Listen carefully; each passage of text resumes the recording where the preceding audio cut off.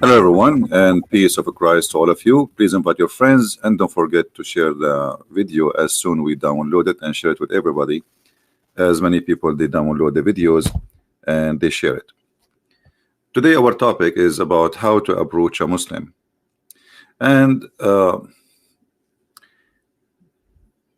supposedly I will speak about how, or this is what I understand from the question, how we make a Muslim accept Jesus or convert to Christianity. First of all, I'm not here trying to make Muslims convert to Christianity. I'm not.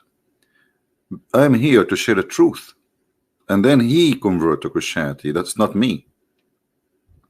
If he find that Christianity is where the truth is, then this is his choice. So my duty or your duty as a Christian is to share the truth, to tell the truth. Now who accept or reject, this is his business. So let us not to make the target is converting them as much the target is to be truthful with them. After being truthful with somebody, then it is his business to accept the truth or to reject the truth.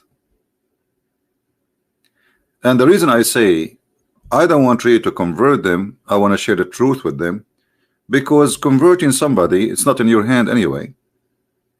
And it's not your decision anyway. And if you convert him by lying to him, that's mean you are a liar, the same as he, I mean, he was believing in a lie before, and now he is believing in an additional lie. So the target for a Christian is to be a Christian, and to be a Christian is to be truthful, and to be truthful, you have to share the truth and the truth only. And then whoever want to believe, he believe. Whoever don't want to believe, clean the dust of your sandal from his house, as the Bible says. So how to approach a Muslim? You see, every human being is different.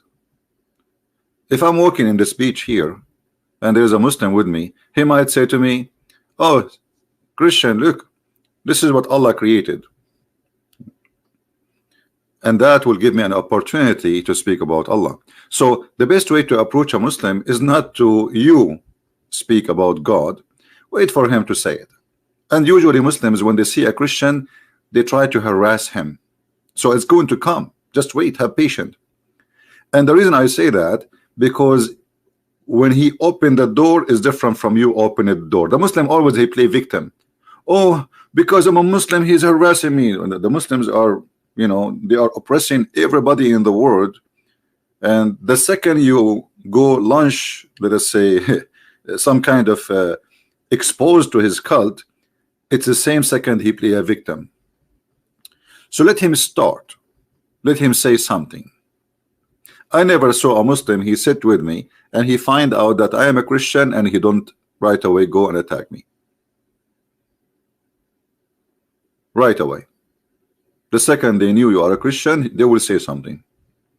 And for sure, this is generally speaking. So wait for him to say something, and the second he say it, you go from there.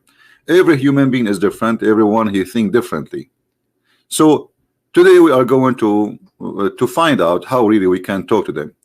Can somebody give me something like first time a Muslim he asked about Christianity? What he asked you about? Anyone remember?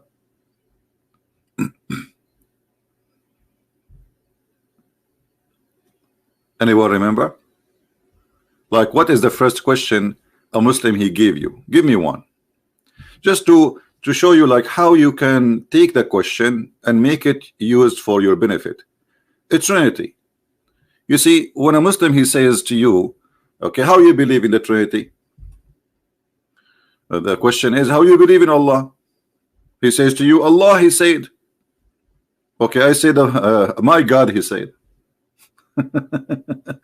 Are you a person of double standard? My God, he said, I believe. Your God said, you believe. So it's not about how, it's about you accept whatever it says there. It's not because it's how and it's convincing. As an example, if a Muslim he speak to you about Jesus, he will never make fun of Jesus being born of a virgin. But have you ever heard of a virgin giving birth? No. So why you accept Jesus is born of a virgin? Because it says so in the Quran. So the Muslim is not discussing really if this is possible or not. He is just discussing blindly without using his brain. That how that can be. Well, this is why we call him Almighty God. Almighty God is the one who can do what nobody can do. So if it's impossible to God to be three person but yet one, it's been impossible for him to be God anyway. Are you getting my point?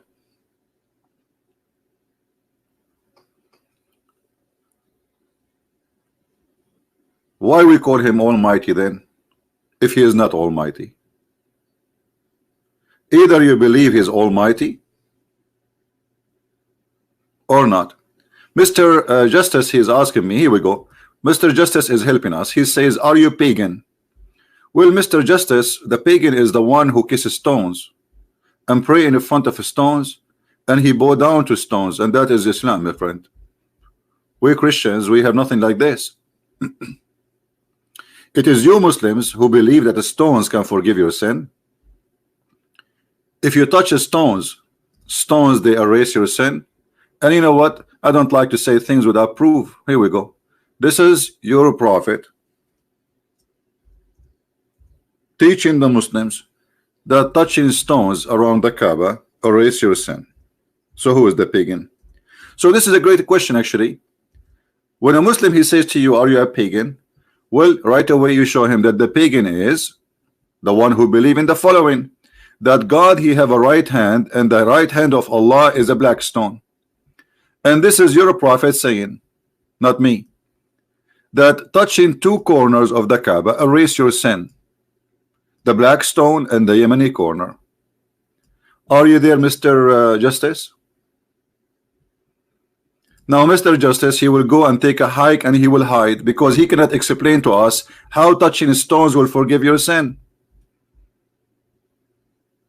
So what we notice here, that if you are not armed with knowledge, a Muslim he can ask you questions and he try to make it embarrassing for you. But the fact, if you have knowledge, that's the same question is going to be embarrassing for him. Now show me where Jesus says go and kiss stones or worship stones. Show me where Jesus says that, you know, we have a holy stone. Show me where Jesus says that a stone is the right hand of God. Show me where Jesus says that a stone is going to witness for me in the day of judgment, is going to have two eyes and will have a tongue. So the Muslim is a pagan with certification, yet he accused everybody to be pagan. Do you believe it?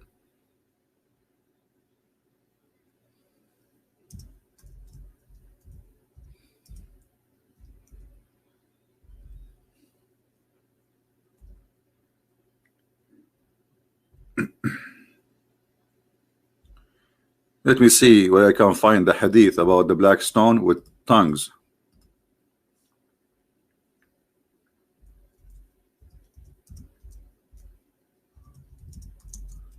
Just to show you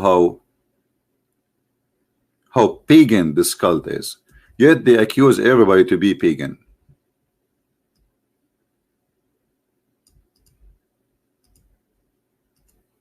It's part of your religion and the system of your God. Stones. Here we go. The messenger of Allah said about the black stone, by Allah, Allah will raise it in the day of resurrection with two eyes, which it sees, and a tongue that it speak with, testifying to whoever touch in truth. Are you there, Mr. Justice, or you took a hike? So Mr. Justice, he said to you, as a Muslim, he is a Muslim, and you are a Christian, are you pagan? Now we discover that the pagans are Muslims, not us. We don't believe that the stones can erase our sin, as Muhammad said. That is paganism. Because the one who erases your sin is God, and touching stones will not make any difference unless you are a pagan person. So Muhammad is a certified pagan, and we are using his own text.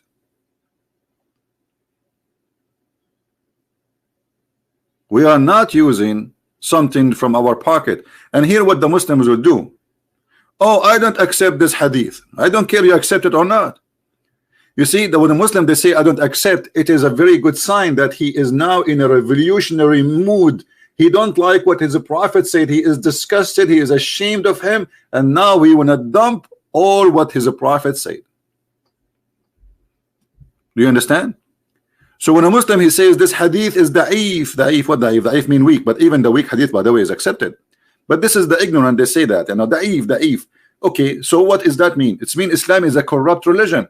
Isn't it Islam based on the hadith and the Quran? So if you are saying to me that the hadith, which is Muhammad's speech, and the Quran, which is Muhammad's speech anyway, is corrupt, that means you have no belief. So how you will know which one is the one you trust?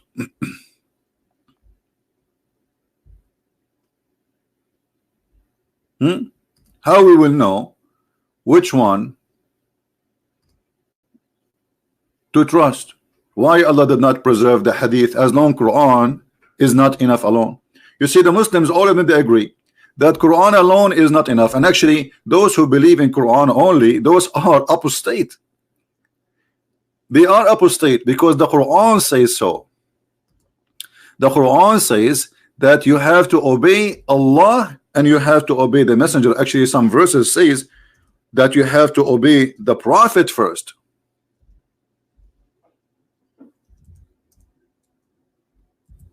And then you obey Allah.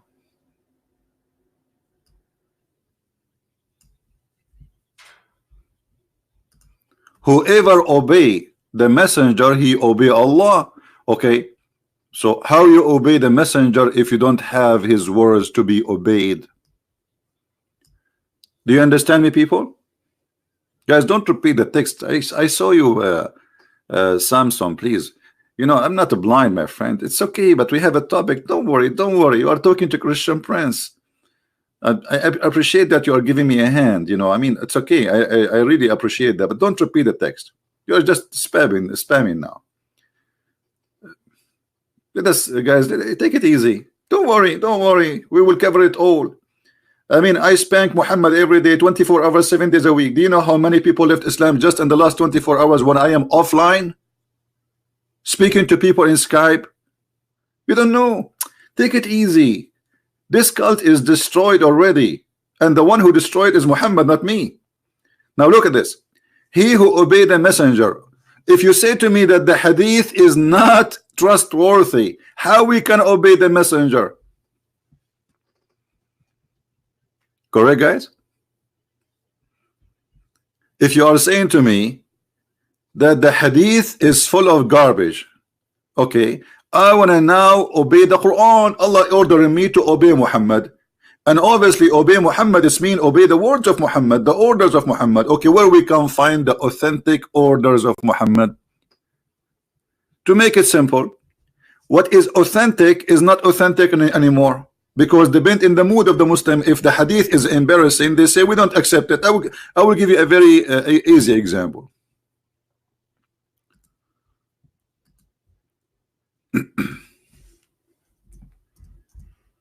I will give you something funny.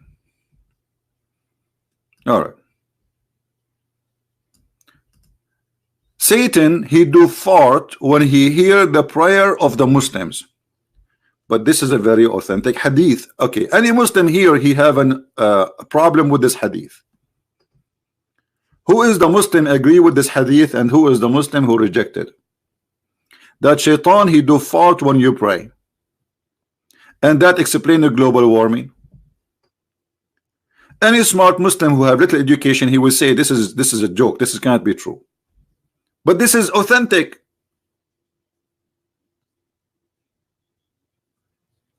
This is authentic. So because it's embarrassing, they say we don't accept it, and this is a very good sign. That's mean the Muslim now he start thinking. He start what? Thinking, which is unusual. It hurt.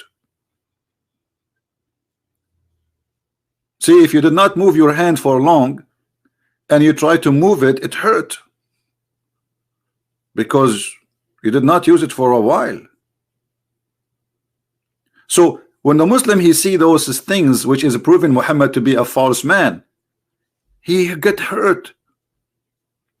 And because he got hurt, he scream, he says things he should not say, or he reject to save himself from the stupidity which we see in the front of us.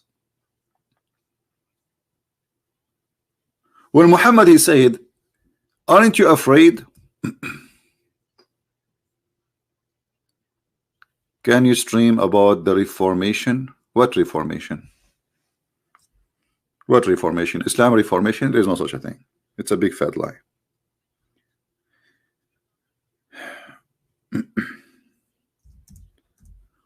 When Muhammad he says as an example this,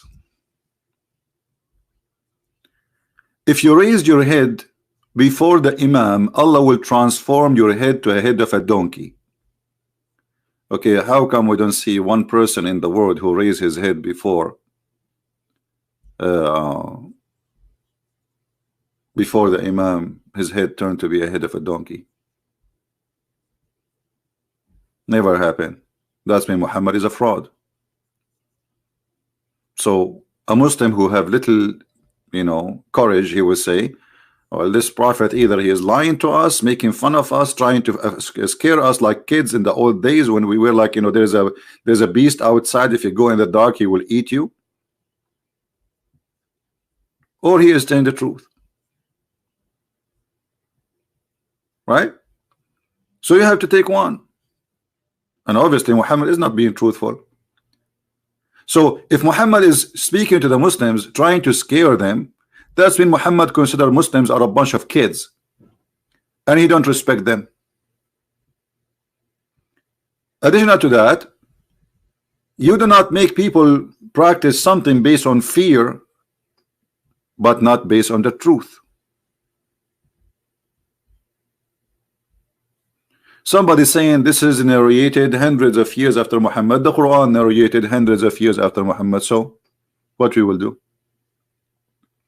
This is not my business. Why this hadith is accepted for the last 14 centuries and now it is not? What happened? What happened? That's people today, they get smarter and they are more educated, and this is stupid. So the only solution, they say, oh, this is I reject this hadith, it's weak. You know what I mean? But the fact this was not rejected. This is why it's called Sahih. The name of the book Sahih. Do you know what Sahih mean? Sahih mean accurate, authentic. So this is a book called Sahih. Imagine the book it's called Sahih is wrong. So the only way for them to escape the humiliation and the stupidity of the cult founder is to say, I don't accept this hadith. Secondly,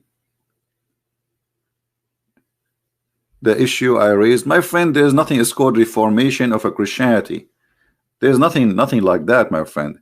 From the beginning, always man is a corrupt man. Man is a corrupt. This is why man is not in heaven. So man, he do corruption, and man can use God or religion for his benefit, and this is nothing new. So the reformation you are talking about is just a political. Otherwise Christianity does not need to be reformed, because we have the teaching of Christ. Do you understand me, my friend? So if there is a priest, he is a scumbag, well, get rid of him. Don't go to the church. That's it. There's nothing is called reforming Christianity, because Christ, he gave us the perfect belief. We need to fix ourselves. So this is not about a sect or about, it's about everywhere there's people who take advantage. Even if it's a Catholic or Protestant or Orthodox, there is people who they are liars, thieves, like Judah. They are exist from the time of Jesus. Judah, he was one of the disciples. So always there is Judah. All right. So what you are saying have nothing to do with the Christianity, because nobody can reform the teaching of Christ, for it is perfect and amazing and beautiful. Love your enemy, Pray for those who curse you. How you can reform that? Actually, a human being cannot reach to be noble, not even in a billion years from now, to say love your enemy.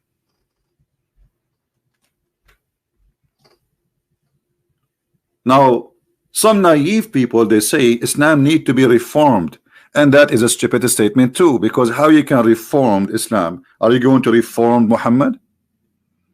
His words is here, his Quran is there, and that's it.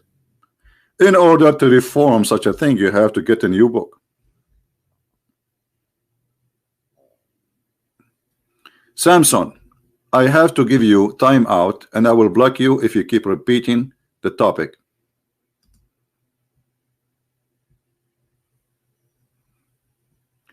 If you are not adult, mature, please don't stay here.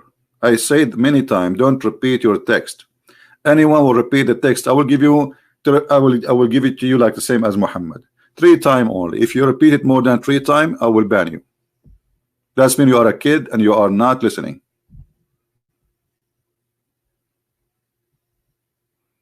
So, when a Muslim come to me, he bring a topic, and that topic is going to be used against him. Give me another topic. Can somebody tell me? Why did God made us so corrupt? No, God did not make us so corrupt. God, he gave us a free will. This is why not every one of us, he do what someone else does. There's some they are child molesters. There's some they are thieves. You know, so everybody have his own way of guilt. But there's guilt. There's a guilt like mountains, and there is somebody, maybe he just his eye look at a woman walking in the street. There's a huge difference between what people do. Now, can you give me another topic Muslims they hit you with it? We answer you about the Trinity. The Trinity, if they say to you the Trinity, say, well, God, he says that he is a 3 in 1. So what the problem? If he cannot be 3 and 1 in the same time, that's mean he cannot be God. For he is almighty, and he can be as he wish, not as you wish. Is the Muslim who design how Allah is? No. Is the Muslim who choose how Allah is? No. So how they accept their God who have a shin, he have a hand, he have 5 fingers, he have a leg, he have 2 eyes, he have 2 right hand, 2 right hands, yeah. Which is funny. And nobody asked him why. Nobody asked Allah why you have 2 hands in the right side of you. What's happened? Is that a birth defect? Why they don't question Allah for how he look like? Why Allah have 2 eyes anyway? If Allah is all-seeing, how you can see with 2 eyes everything?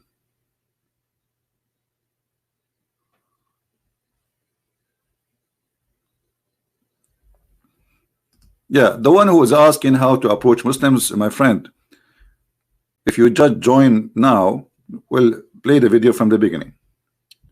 You don't approach the Muslims will approach you. Wait for them, don't worry, they will. Muslims cannot resist seeing somebody believe in Christianity and not to come to him and try to convert him. But you have to be ready. And if you are a fool, don't open your mouth. If you are ignorant, don't claim education. And if you do not know your book, don't debate about anyone about his book. So first you have to study your book very well. Otherwise, why you are talking about religion if you don't have even one? Secondly, study very well their logic and their belief. Arm yourself with knowledge. Knowledge is the key of winning souls and sharing the truth. Ignorance will bring nothing but ignorance. How to answer Muslims when they say they eat halal meat? I mean, what does have to do with my topic? First of all, halal meat, I mean is that important really? Halal meat. First, my friend, a Muslim, he can eat even a pig, because Allah, he said to them, I allow you to eat the food of the people of the book. And as long he is allowed to eat the food of the people of the book, which mean the Christians, that's mean he can eat our food with no problem. But my friend, we are exist in the words of donkeys who do not know what they are talking about. If we go in the Quran right now, we will find the following.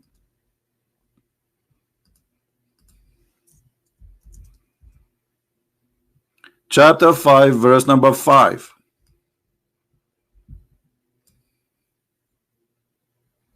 Do you see it?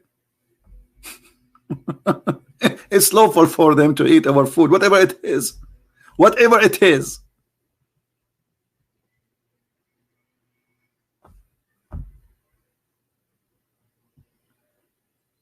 So this is what the stupid, you know, the problem is there is people, they call themselves religious, but they don't even know what is religious mean, and they do not know what is their religion is.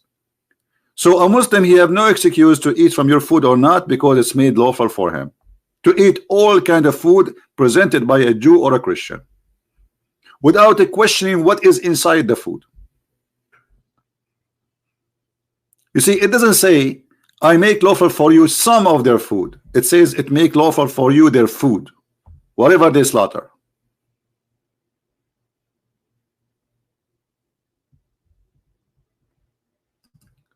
So the problem is that we have people who they are ignorant, and ignorant, they don't teach you religion. Ignorant, they teach you their ignorance. Now we go back to the topic.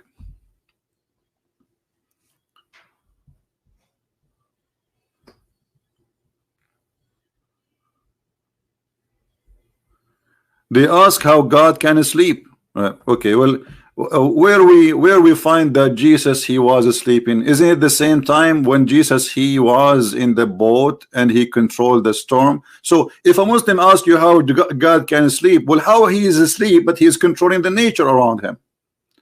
How a man, this to show you the hypocrisy, when a Muslim, he asks you a question, always when he says to you, okay, how God can be God yet he eat, yet he sleep? Well, how Jesus is just a man who sleep and eat, yet he can control nature? He can make the blind see. He can create from the mud the bird, living bird. He can tell you what is hiding in your house, as the Quran says. They will say to you, by the will of Allah. That is your claim. What is confirmed is that Jesus can do what no man can do. So why, when you want Jesus can do what no man can do, only God can do, and when you want Jesus is just a man? You see the hypocrisy? And if we say that God he sleep, God he sleep, what does sleeping mean?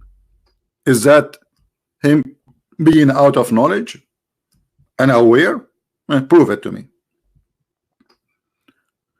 Jesus is being asleep or not, still he can read your mind. Still he knew what you are doing. Still he can control the nature, and the Bible is right there. In the Quran we see that Jesus, he can tell you what you hide in your houses, even though you are not with him, and maybe he was asleep. Does it say that?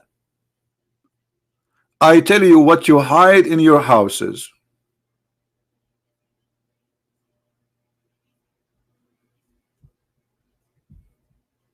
Okay, how Jesus he knew that?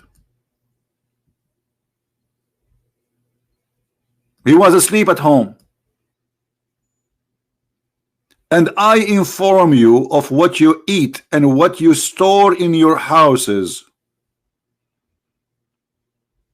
This is Quran chapter 3 verse number 49. The Muslim, they will say to you, by the will of Allah. This is your claim, but it's confirmed that Jesus he knew what you store in your houses. Now can you prove to me that Allah he knew what we store in our houses? You cannot. Actually, I can prove the opposite, because if Allah he knew what we store in our houses, then Allah should not know, should know how the baby is created. But the Quran says that the baby is created from a sperm which became a congealed dead blood. So what kind of God he knew? Look at this God. Allah did not sleep, and Jesus doesn't sleep. But Jesus who sleep, he can inform you while he is sleeping what you have in the other room or in the other house, which is in a different city. And Allah who do not sleep, he do not know how he made the baby. Are you getting my point? Now, how many of you is taking notes? How many of you taking notes? You see, I answer Muslims from their books. I don't use my book because they will say, oh, we don't believe in it. So why you want to waste your time? Get him busted from his book. So what the Quran confirmed, that Jesus, even if he is asleep, he can see what you do in your home. Who is saying so? The Quran.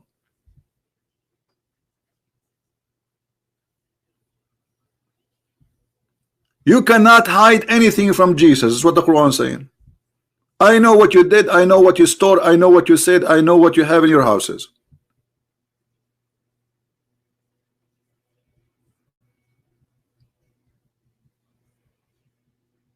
So how Jesus can do that? They will say to you, Allah, by Allah leave.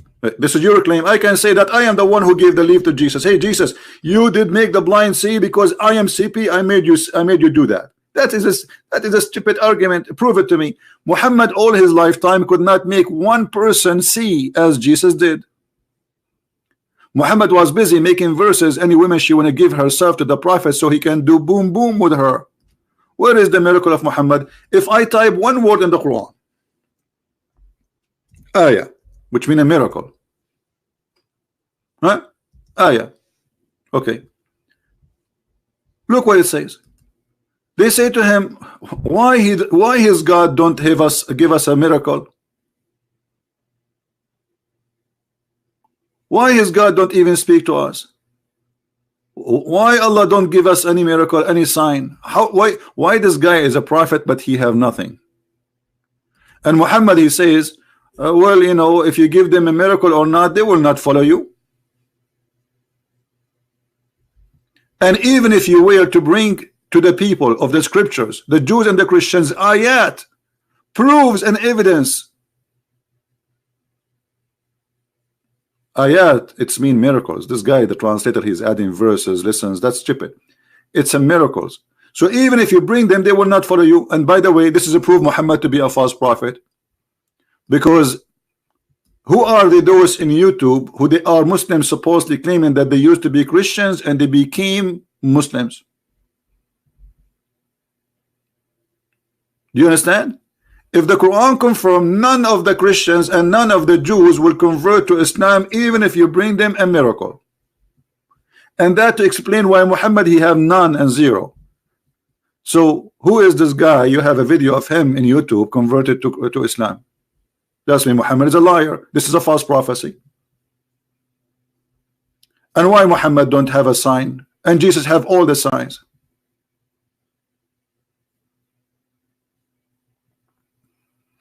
If Jesus, he have the ability to tell you the unseen by the will of Allah or the leave of Allah, where is the leave of Allah when it's come to Muhammad?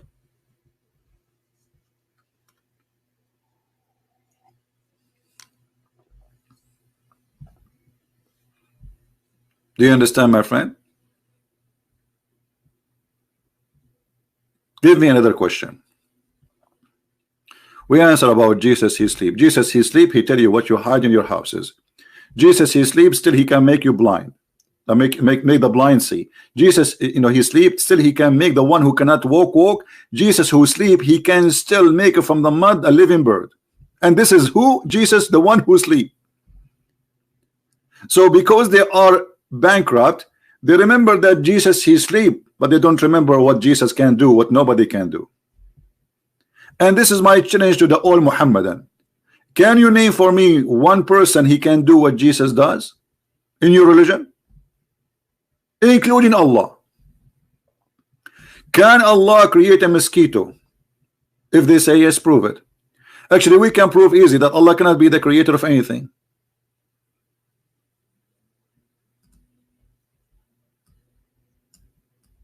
Look at this.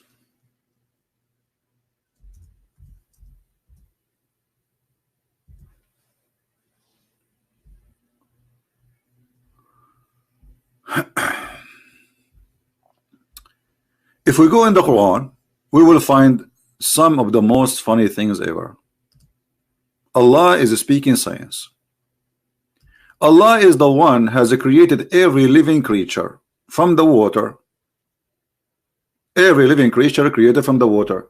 Who is a Muslim agree with this? Who is a Muslim agree that Allah created every living creature from the water?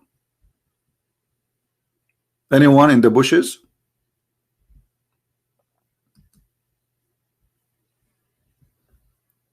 Who is a Muslim agree with this verse in the Quran?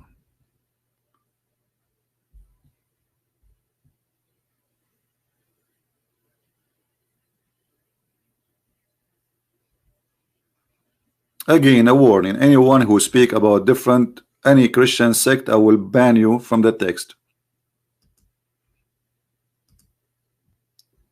Anyone who say the word Protestant, Catholic, Orthodox in the text, please admins just block him immediately. Any Muslim, he have an answer. Do you believe that everything is created from water according to Islam? Look at them. We have a lot of Muslims listening, but nobody have the courage to say I agree.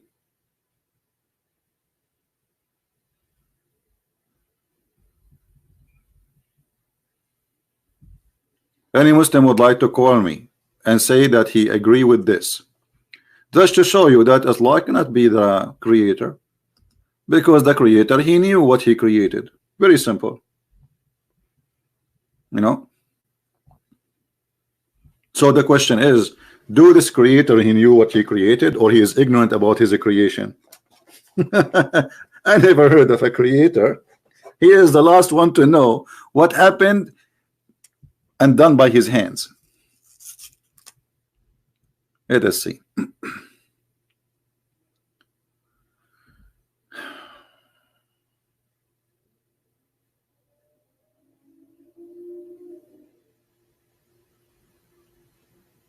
All right.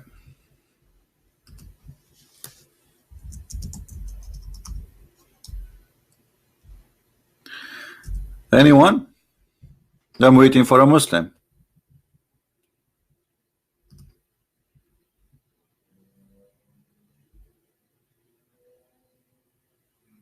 No, Christianity does not have a destiny. That's false. The destiny we are talking about in Christianity, that God he chose, let us say, God he chose people. As an example, God he chose Mary. All right, but this is not a destiny, because Mary still can accept or reject to be a believer. So God he can choose me to do a mission, but yet I can be, even though I'm chosen, to reject that mission. And I will give you an example.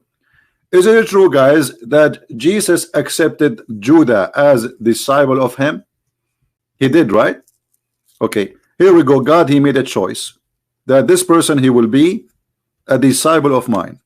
Then Judah, he decide he don't want to be. He betrayed God. So this is a very false argument. It works only with naive people who have a low IQ. It doesn't work with us. We don't believe in such a thing. God he created angel, or he created Satan? He created actually angel, but then angel he decided to be Satan. So even angels in Christianity, they have a freedom of a choice, right?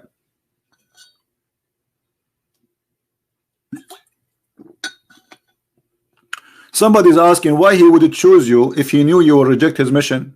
So you will reject, and you would do what you need to do. You know, why God he will punish you if you did not commit a crime? You see, people are like kids. It doesn't matter what you say. And why God he chose me if he knew I'm rejecting? Well, God he said to you, you are free, and now you are asking him why you make me free. The question is not why he chose you. He chose all of us actually to believe in him. Every single one of us, he chose us to believe in him, but we reject. So very naive and very, I mean, don't get married. The one who posed that question, I advise you, don't get married for the coming 10 years, because you are obviously not mature. right? God, he chose us to live in his kingdom, and he love us, but we choose to reject him. Muslim says Bible is corrupt. Okay, well, look like nobody want to speak about Allah created everything from water. Okay, let's talk about the Bible as being corrupt. Who is the Muslim who says that? Is he in the chat, or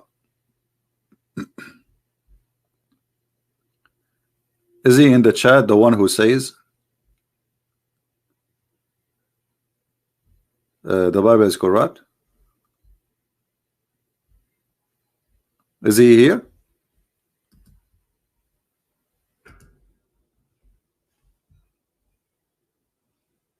One by one, one by one. Is the one who says the Bible is corrupt, is he in the chat? Okay, this is a Muslim. His name is CP Destroyer. All of them, they destroy me. Have you ever seen a Muslim don't destroy me? Okay, let us see who destroy who. As long you say that the Bible is corrupt, thank you very much. You just proved to us Islam to be false. Because according to your cult, the one who sent the Bible is Allah. So what you are saying to me, you are not accusing me, you are accusing your God. You are saying that my God Allah is a shish kebab, anyone can spank him and he can change his book, and what he can do about it, nothing. Isn't it your God? He says he is the one who said the Injil and the Torah. Huh?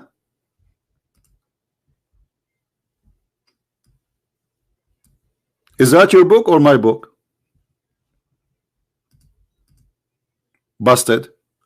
So a Muslim, when he says to you your book is corrupted, he is saying his book is corrupted, because according to them this is the book which Allah he sent. So who is the stupid here? The one who say his book is corrupted, or the one who says my book is not? So you are the one who's saying your book is corrupted, not me. We don't agree. You as a Muhammadan, you are saying that I have a God, his name is Allah, he sent the Torah, he sent the Injil, and yet you Christians, you spank him and his ass and you corrupted his book. Well, thank you very much. That is a proof that Allah cannot be God. Are you there, Mr. Destroyer? Are you brushing your teeth with the miswak now? Who is a Muslim when I answer this? Secondly, we are not done with this topic, because this topic is fun. Did Allah allow the Torah and the gospel to be corrupted by his will or against his will? Who is the Muslim want to give me the answer? Who is the Muslim want to give me the answer? Anyone? Was this corruption happening by Allah will or against his will? Any Muhammadan?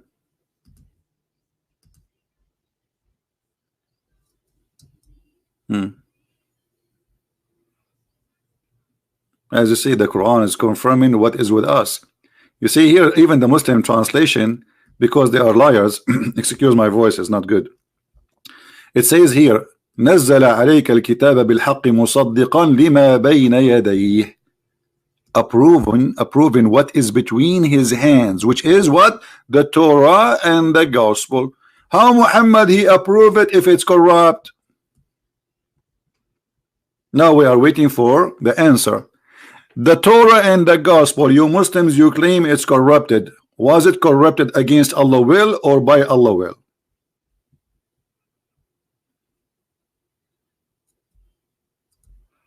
The Bible prophet, Allah does not say Bible, it says Injil. This is additional proof that Allah is a scam. Why? Because Injil is a Greek word. So if Allah and Muslims says that Jesus was sent to the Jews, why his book is in Greek? Isn't it your silly Quran says we never send a messenger unless he speak the language of his people so they might understand?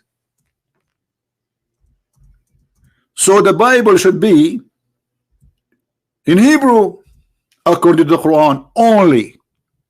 Because you Muslims claim that the only one is a messenger for all mankind is Muhammad. Okay, so how the book, it's called Injil, which is a Greek, yet Jesus, he should be speaking only Hebrew, and his followers, they speak Hebrew. Are you there, Abdul?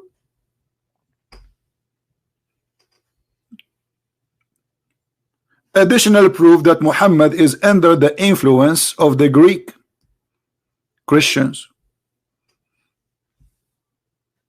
They don't have Arabic Bible. He heard about Injil, so he used the word Injil.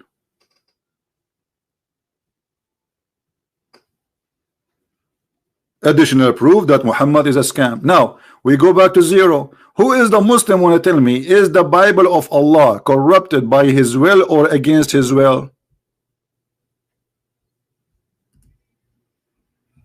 Who want to answer? Any Muslim can answer this question? They cannot. They cannot. Because if they say, you see, as long they are coward to answer, if they say according to his will, that's mean Allah is the devil. He sent us a book and he decided to corrupt it. So what's my problem? If they say, if this is his will, if they say this is against his will, that's mean Allah, his will doesn't match and doesn't make any difference.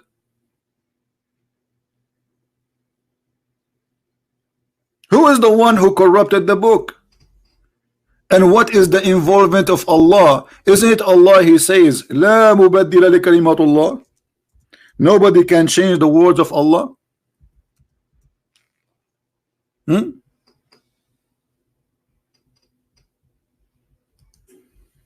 Nobody can change the words of Allah. So Allah make a challenge. Nobody can change his words. And yet you says to me that the word of Allah changed. So Islam is a stupid cult.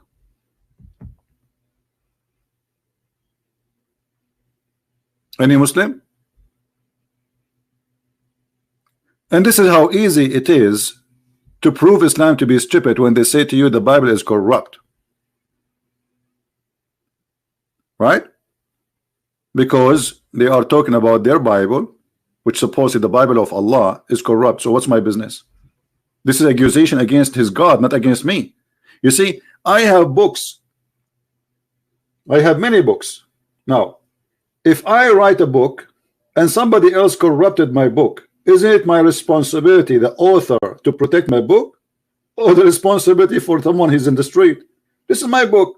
So if Allah is the one who sent the Injil and he is the one who sent the Torah, that means it is the responsibility of Allah, and the Quran comes from that. That nobody can change the word of Allah. And then you come to me and you say, okay, well, the Injil is corrupted. You just prove to me that Allah is a liar, because he says nobody can change his words, yet you are saying the word is changed.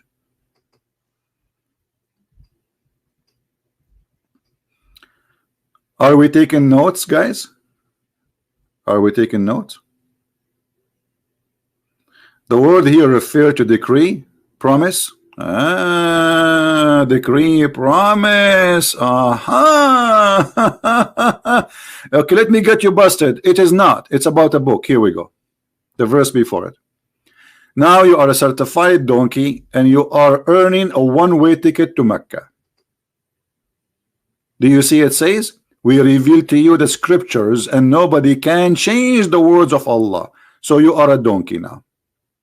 Actually, I take it back. You don't deserve such a title.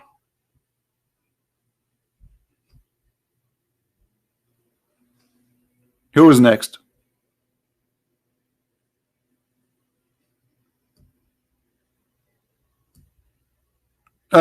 You remind me of the word donkey. Your God, he think he is the one who created the mule. Look like your God, he do not know that the mule is not created by him. It was the fruit of one night stand date. Allah created the mule. How is that?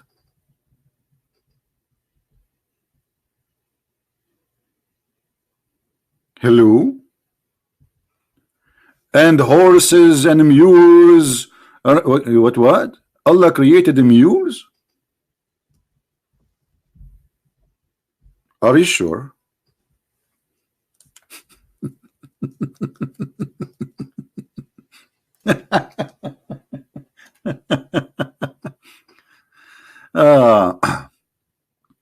He created the mule, who is the originator. Okay, hold on. You see, if you create the originator, then you do not need to mention the mule, because you did not create the mule.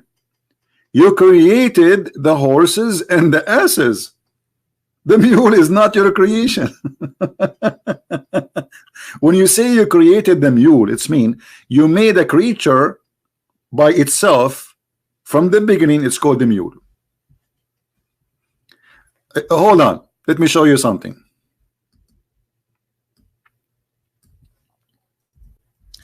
Allah is he worked with the the station called Discovery Channel.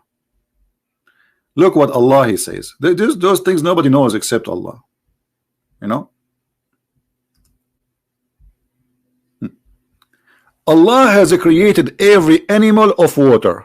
By the way, does it say every animal? No, it says every dabba. Anything live in the earth or a living creature is created of water.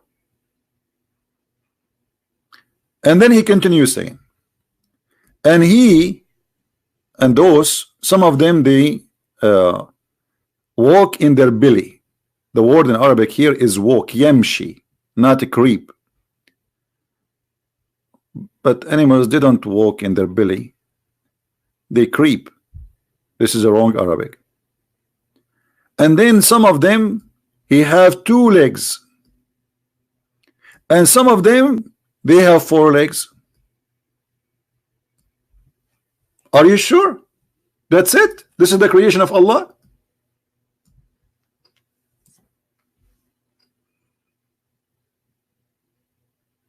Okay, how many legs the spiders have?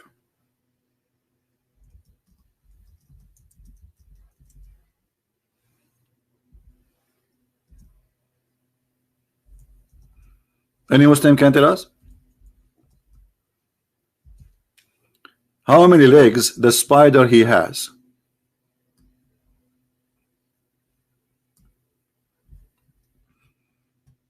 Do you see only 4? What about those who have many legs? How Allah claiming that he is the one who created every living creature in this earth from water, and either they walk in their belly, which is false, or they walk with 2 legs or 4 legs?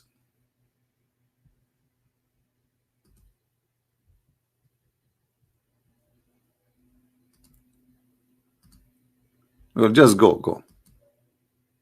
Change your name at least.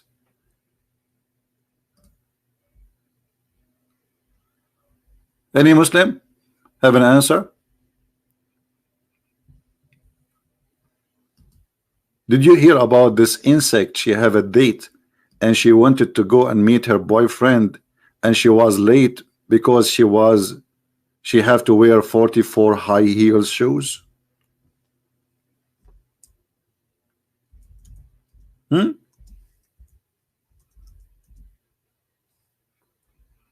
Look like Allah never heard of those things. He never do, as usual.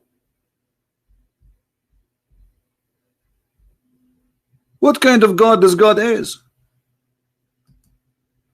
He think that either they have 2 or 3 or 4.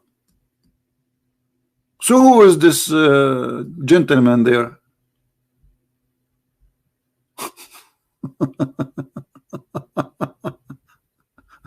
Who is this? Oh boy.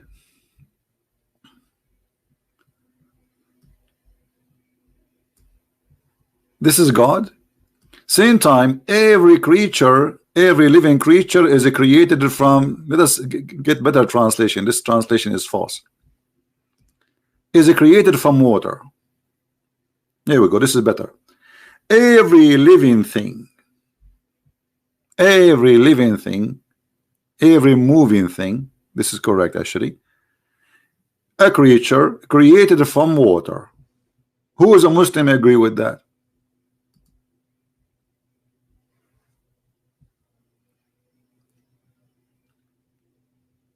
Anyone?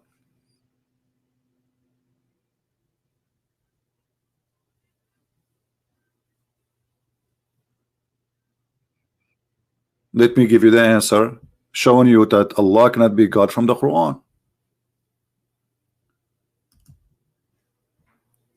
The Quran says that Allah created the genie from fire.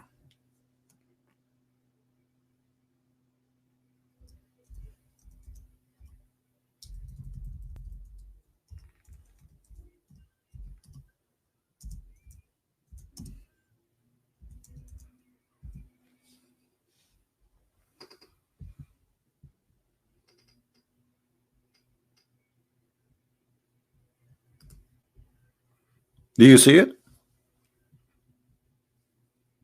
Where is the water? Chapter 38, verse number 76. And genie, he live in the earth, remember. And not only that, the Muslim believe that genie even can have sex with them. If you search right now in Google, you will find tons of articles and books written by Muslims about genies having sex with Muslim women, or Muslim man having sex with the female genie. Okay, that's okay. Just hold on. Do you see it? So the verses where it says that Allah created every living thing from water is wrong, because the same book confirmed that genie, and who is a living thing, is created from fire.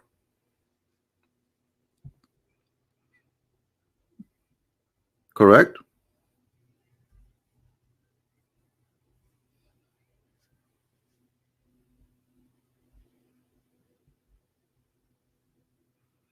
Hey, my friend, I don't read the Bible to dismiss the Quran. Here we go. The Quran is dismissing itself. I do not need to use the Bible. And the reason I don't use the Bible to dismiss the Quran, because why I want to do that? Because the Muslims will say to you, I don't accept the Bible anyway. But when you show them this from their Quran, you are not wasting your time and the story is over. Can they say, I don't accept this? They cannot. All right? Do you understand me? So when you speak to a Muslim, if you want to destroy Islam, avoid speaking about the Bible unless it is necessarily, because at the end of the day, this guy, he don't believe in your book. So what? Or why you? What? I mean, it's like it's somehow not smart. Get him busted first using his own book, and then he cannot say, I don't agree with this book. Do you understand me?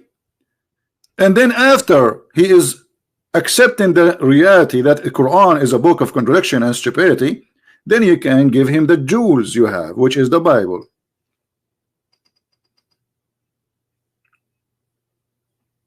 You understand? You notice that when you come to listen to me, I don't speak about the Bible reading. I speak about it only just to get somebody busted. He said something not true.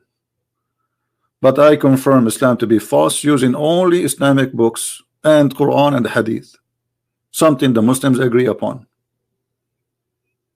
Now, how Allah says He created every living thing from water, then the shaitan, who is a genie, created from fire.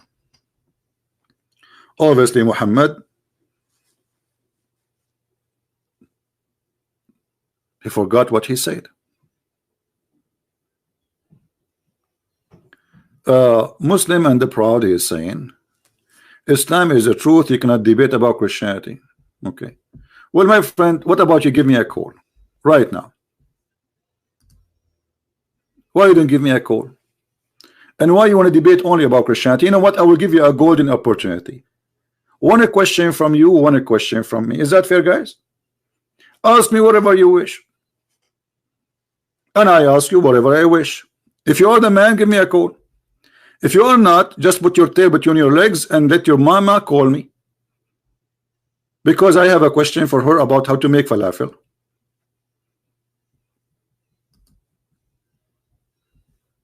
Are you the man? Are you the man if you challenge? Everybody saw your text that I cannot defend the Christianity. By the way, I don't defend Christianity. Why I want to defend Christianity? Christianity stand by itself is strong. Now bring me your best. One question from you, one question from me. But now what you will do, you will take a nap and you will say I'm busy. I'm washing dishes from my wife. Which one of them? The first or the second or the third or the fourth?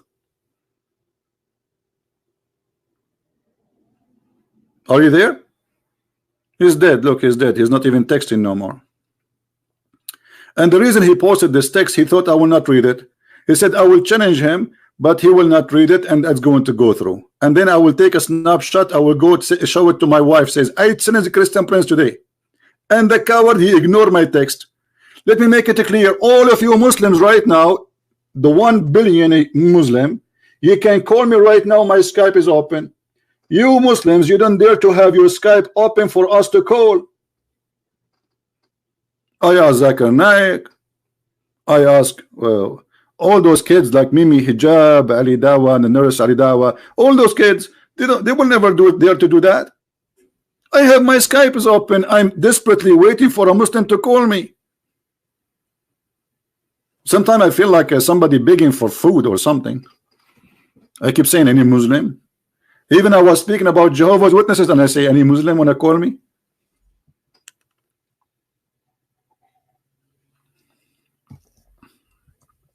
Any Abdul? Somebody says Nadir Ahmed. Nadir. This guy is a kid. Anyway, he can call me. Let him call me. Just to show you how stupid they are, those kids. If somebody says to you, I blocked him. I block people because they are kids and annoying. But he can just make a new account in 2 seconds and call me back. Can't he? You are desperate for attention? Ah, okay. Is that why I pray in the top of the car like a goat? In the corner in New York? Is that why I pray in the middle of the square where people they are playing music? Who is the one seeking attention? It's you Muslims.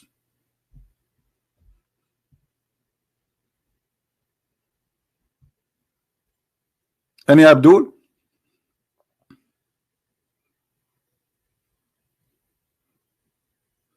I remember when I was a kid, there's a kid in my age, in the school. So sometimes he come to my house, I go to his house. And then in the winter, like now, his father, when he want to pray, he opened all the windows. He left all, we have like it's like a wood blind, they come on the top of the window. So he left them up. He opened the windows, and then he start praying. So everybody in the neighbors will see him praying. It's cold. It's freezing. I said to him, why your dad do that? It's cold. He said he do that only when he pray. And then his dad, he sit in the couch, and he have little rocks in the front of him. He hold one and he start hitting his head with the rock. I said, what's wrong with your dad? Why you are doing that? He says, because people will think he is praying when he go outside. It will leave a mark in his forehead. What? This is the truth. The mark of the devil.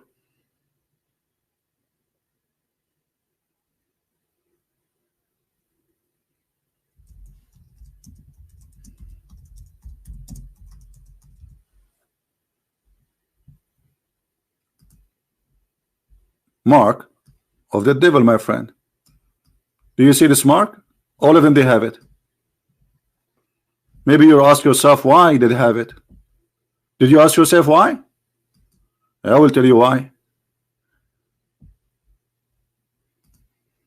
Do you see it? Do you see it?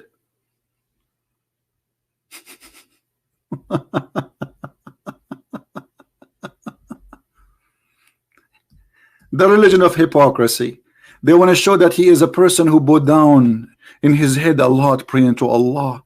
But the fact he have little rock, he make, and now they come with a new thing. They go to Thailand and they make a tattoo which nothing can wash it. and doesn't appear like a very light tattoo. So now he do not need to pray or to hit with the rock at all. It's just a tattoo is going to stay there forever, and he is a great believer. I remember when we leave the house of this kid, you know, we go and we drink. It's Ramadan, and we are kids, you know. We eat. His mom, she have nice cookies. We eat. He eat in my house too. So we go out, and then we go, before we go out, he says, "Wait, wait, wait." He says, "What?" He go to the kitchen. He grabs some. He wet his lips with his tongue, and he grabs some salt and he put it in his tongue. And I talked to him. He said, which means don't talk to me. He cannot talk because the salt will fall down. And then I said, why you are doing that? Why you put salt like this? He says, because I have to make them look dry. This is what my dad, he taught us. So they eat, they dance, they drink in their houses in Ramadan. But when they go out, they put salt in their lips to make them dry. This is religion of hypocrisy. But in the street, everybody is fasting. Alhamdulillah, I'm fasting, brother. Alhamdulillah. Even the Prophet, he used to suck the tongue of Aisha when she is fasting. Yamussu lisani. He sucked my tongue. Brother, if you suck the tongue of your wife, is that breaking the fast?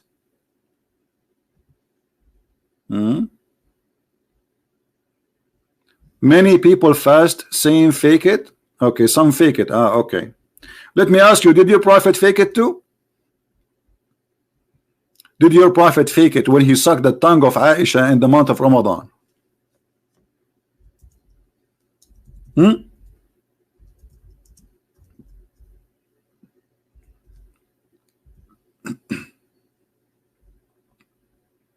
Huh? Like we cannot find it, the hadith here in English. We found this one. It's okay. The Prophet SAWS used to kiss her and suck her tongue when he is fasting. Is sucking liquid out of your mouth, is that a break in the fasting for you or not? Do you see it? So I thought fasting is you're not allowed to suck any liquid. And why the Prophet is sucking the tongue of Aisha when he is fasting? Is he fasting or having sex now?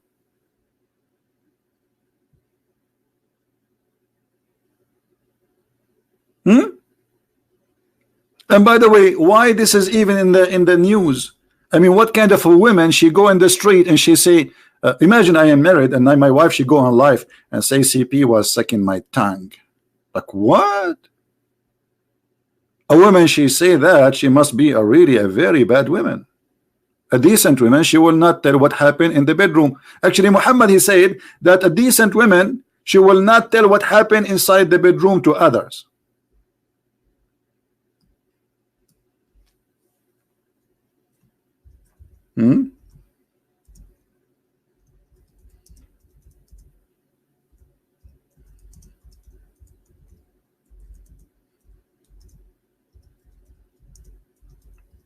Any Muslim?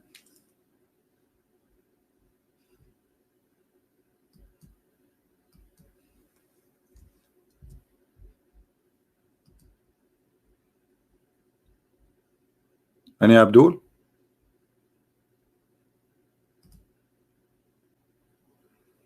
Let me see if I can find the hadith in English.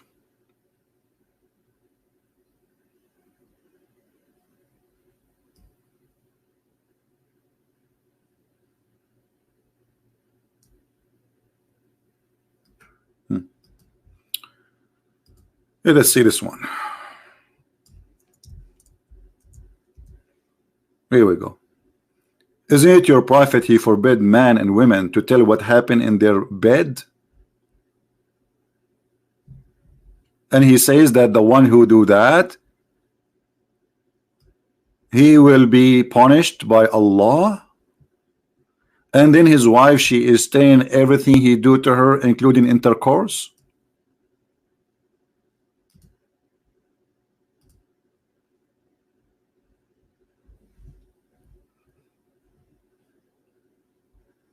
Anyone?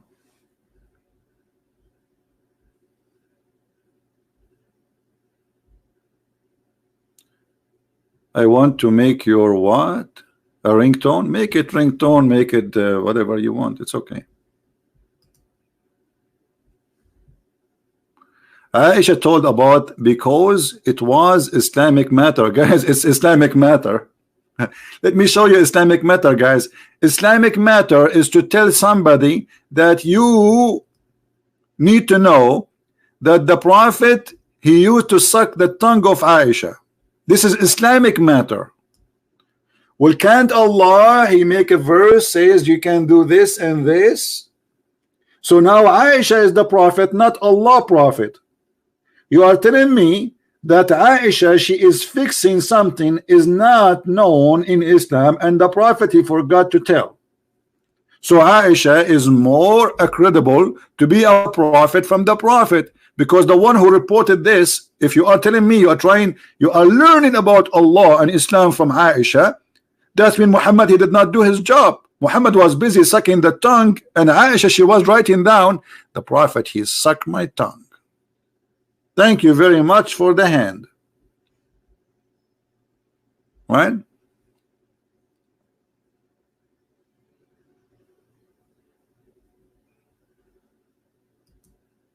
What constitution? Muhammad, he killed people of Medina, he killed the people of Yathrib, they took their money, he killed the Jews. What constitution? Islam never have a constitution. Islam is a religion of today is yes, tomorrow is no. Since when we have, even the Quran says, look at this, just to show you the joker Muhammad.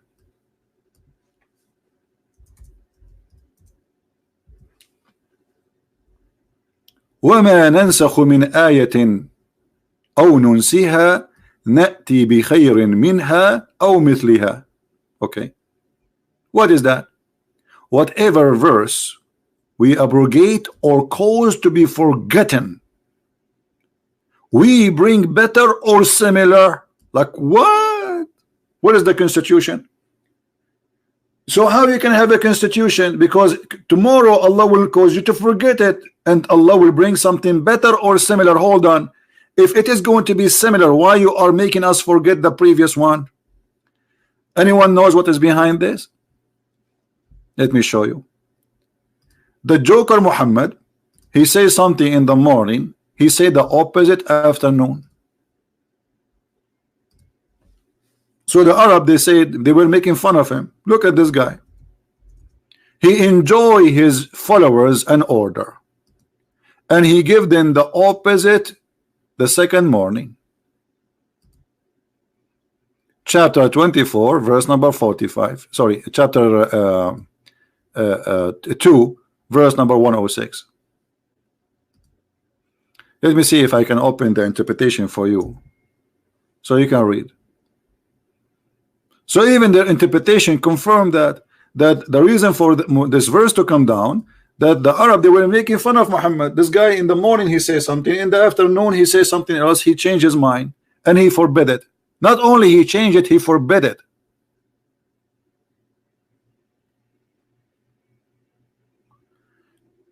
Kamala want to call me? He can call me, no problem. If he's a Muslim, he can call me. Only Muslim, please, can call me. No problem.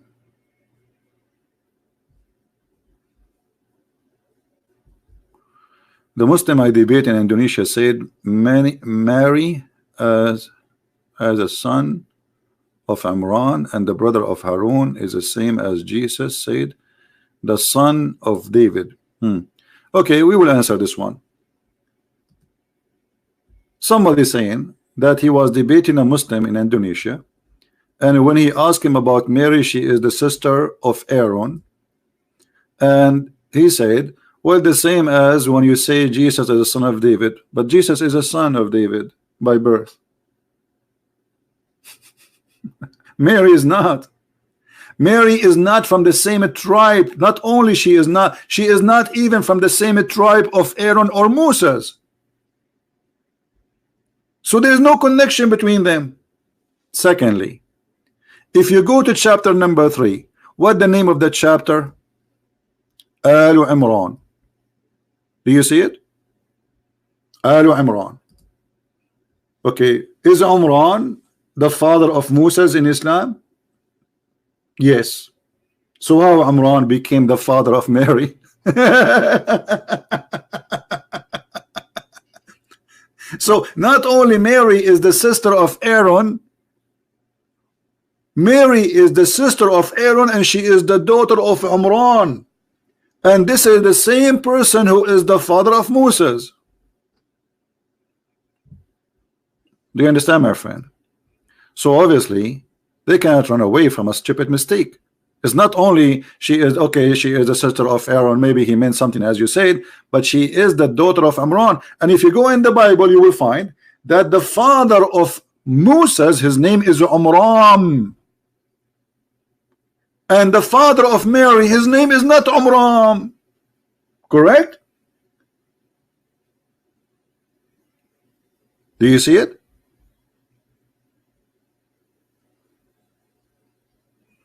Yeah, but you see, this is the way to say this person is a son of the desert, no problem. But you see your Quran saying that Umran is the father of Mary. Yes or no?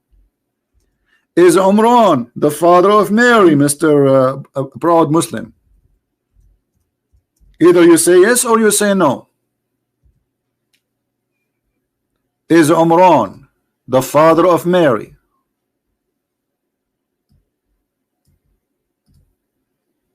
The answer yes.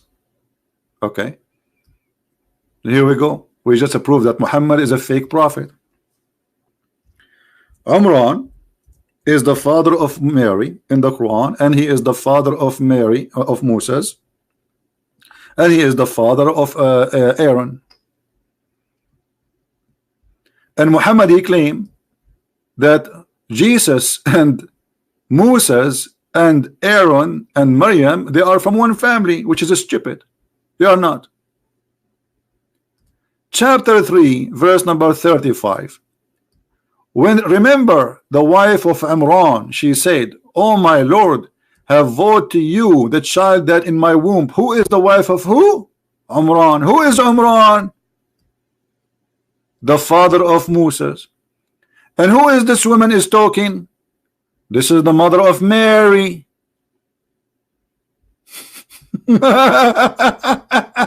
So you cannot hide the stupidity. It's all over the place.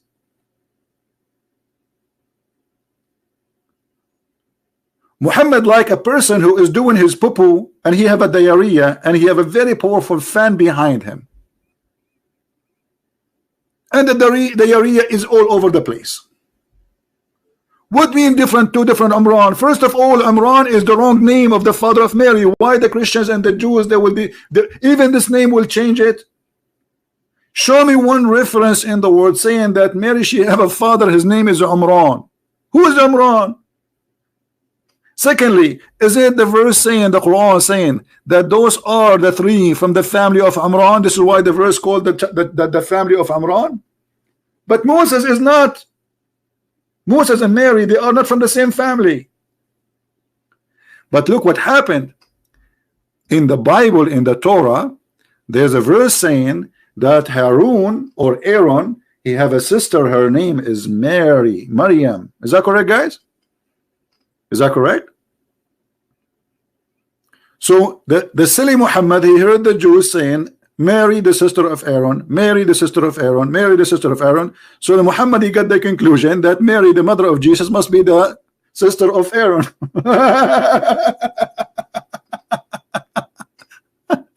Unbelievable. And when a Jewish guy, he came to Aisha and he said to her, but there's a mistake. Mary, she did not even live in the same time of Aaron. There is a couple of hundreds of years between them. Aisha, she said to the Kabul Ahbar, the guy who said that to her, she said to her, you lied, and the prophet, he told the truth. She did not say you got wrong understanding.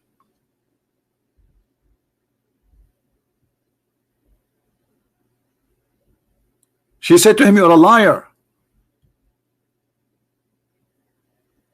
And then Muhammad come home and she told him what this Jewish guy he said. So Muhammad, he says, in the old days they used to call them by the great ancestor.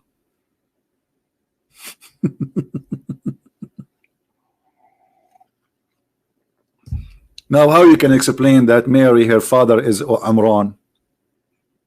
Anyone can explain to us how this happened? How such a mistake happened? How Amran, the same father of Moses and Aaron, became the father of Mary in the Quran?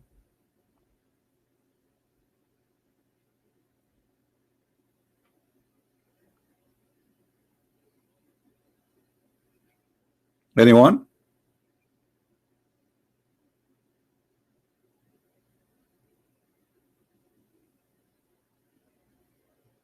No, there is explanation. Muhammad is a thief. Whatever the Jews he says, he take from them everything. You see, Muhammad, and they start accusing him that you are copying from the Christians and the Jews. There's a verse in the Quran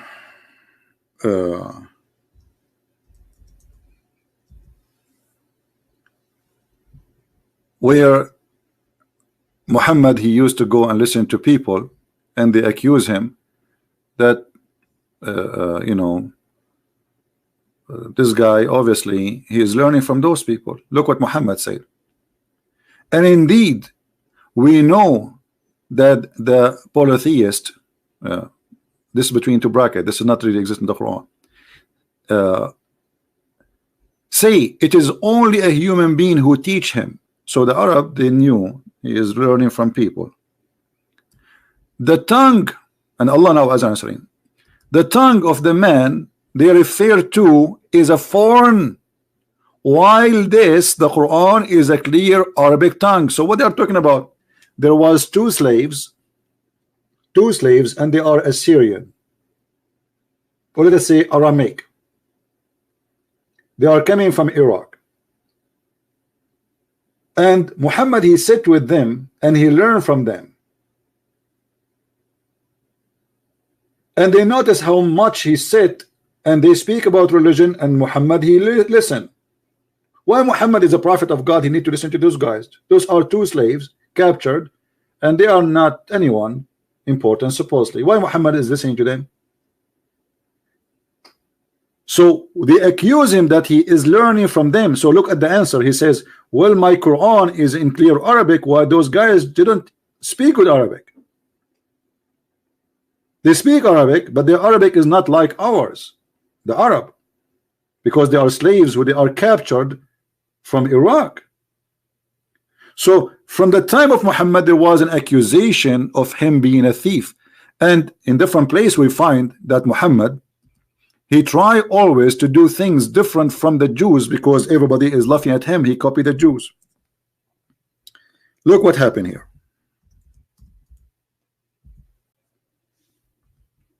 Muhammad was attending a funeral. The messenger of Allah, SAWSFFMOO shortwave, used to stand for a funeral, entered the crops where was placed. Okay. A learned Jew. Do you see it says a learned Jew? In Arabic it says Hebron min al-Yahud, Hebron min al-Yahud, which means a big rabbi of the Jews. A big rabbi from the Jew walked by, and the big rabbi, he said, this is how we do it. What? This is how we do it. What he said? This is how we do it. And what Muhammad, he said? Sit down, act differently. Sit down, act different. Like, what the heck? If Muhammad is a prophet of God, who cares if this is how they do it or not? Are you doing it according to your God or according to the Jews? But Muhammad, because he's a thief, he felt guilty immediately, because the Jews get me busted, I'm doing as they do. So immediately, in the same second, he said, sit down, act differently. And the Muslims behind him, sit down, act differently. And the guy next to the guy, he said to the other guy, sit down, because they have to spread the news. Sit down, act differently. Or what the Jew, he said, this is how we do it. And what Muhammad respond? Sit down. Like, so you were praying before this moment according to whom? Who taught you how to pray in the funeral like this?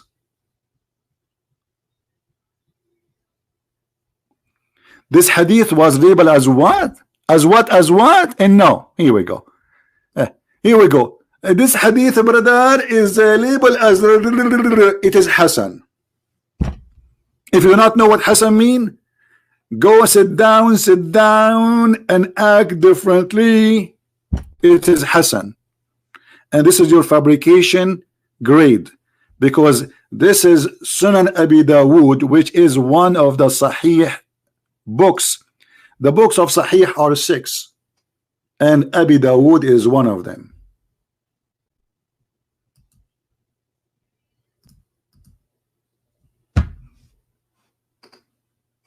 Any Abdul?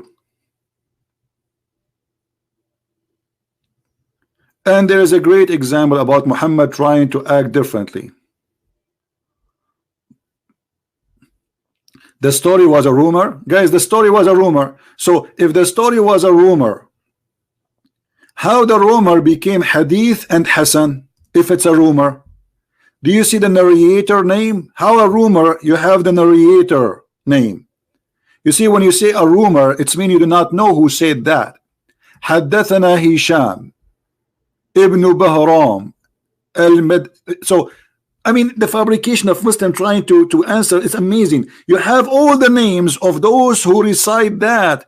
عن ابن أبي أمية عن أبيه عن جده عن عبادة بن الصامت قال كان رسول الله صلى الله عليه وسلم. So how this is a rumor? You have all the names of the narrators, and yet it's a rumor. Rumor is something we do not know who said that. This is why it's called rumor. But if we know the names of all those who say it and mention, that cannot be. What is the chain of narration? Here we go. You see, guys, the stupidity. What is the chain of narration? This is the chain of the narration in front of you. And it says, according to your scholars, not me, Hassan. So if it is a rumor, how it became with the grade of Hassan? Let me ask you, Mr. Rumor, do you like to call me Mr. You sound like a nice guy. I like to talk to you.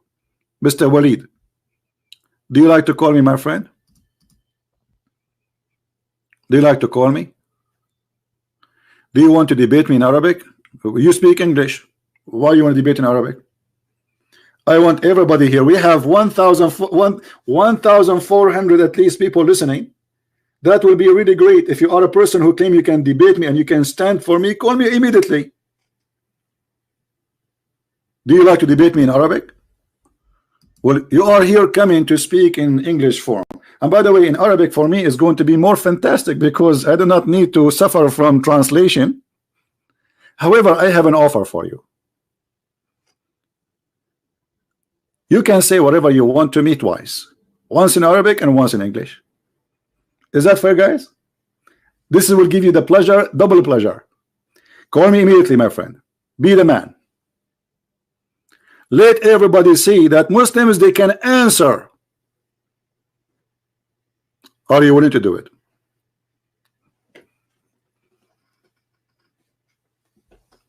Are you willing to do it?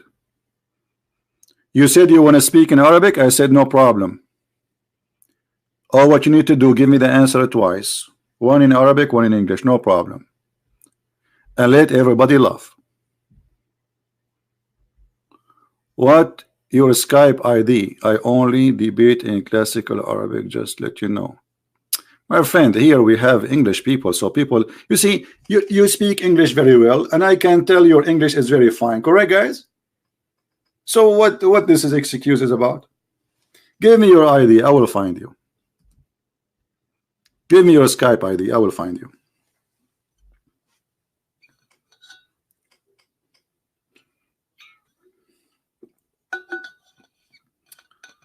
We are waiting for you, Mr. Waleed. You're welcome.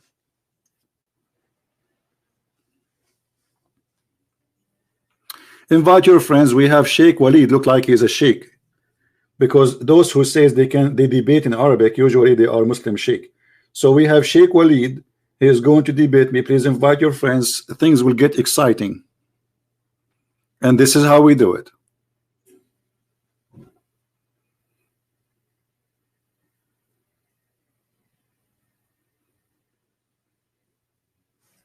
All right, let us see if Waleed he sent anything.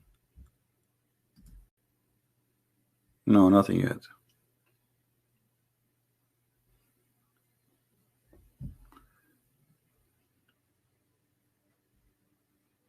I'm waiting for you, Mr. Waleed.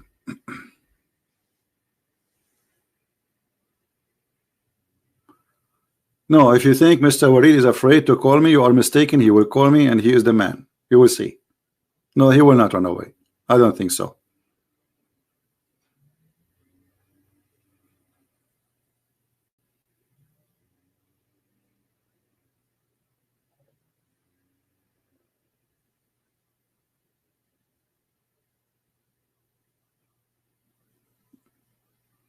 Can you confirm, Mr. Waleed, you are going to call?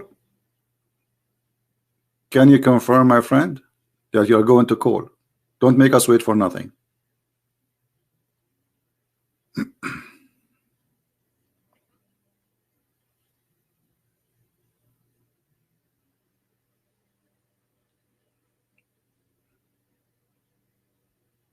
Hello?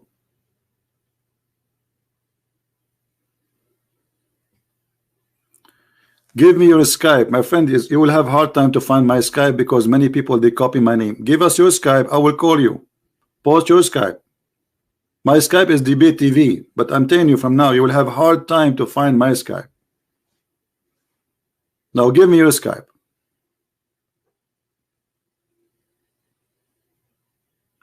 Post your ID and I will call you.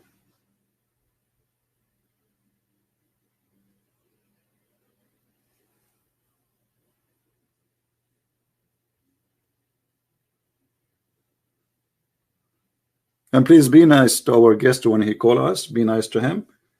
You know, he's just a Muslim. It's not his fault.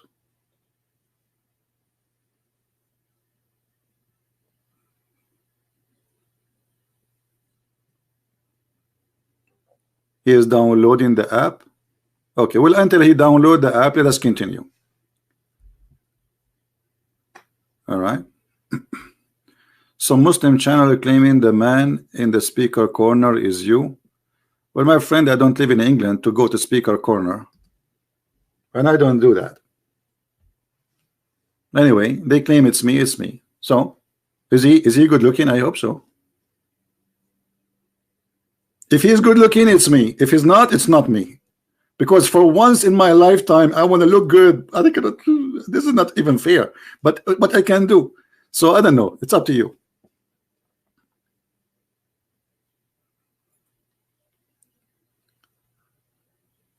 Are you there, Waleed? He is good looking? For sure, then this is me. Are you kidding me? Come on.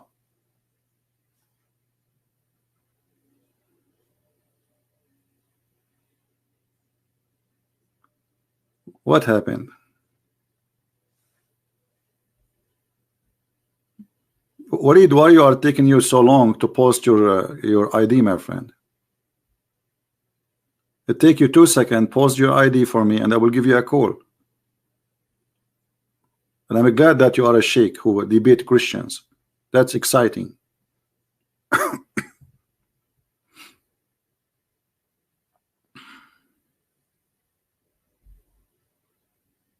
Give you 5 minutes. Okay, I will give you 5 minutes. Let me make some coffee, guys. Waleed, you need 5 minutes. Don't make it 5 hours, please. Why you need 5 minutes, Waleed? You are going to ask for friends to come and help you? Invite everybody, brother. Everybody in the bushes, all the Muslims, you know, let them actually, you need help. You will need a lot of help.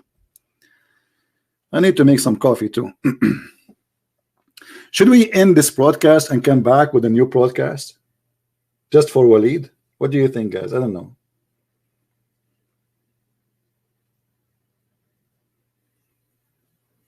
Ta-da-da.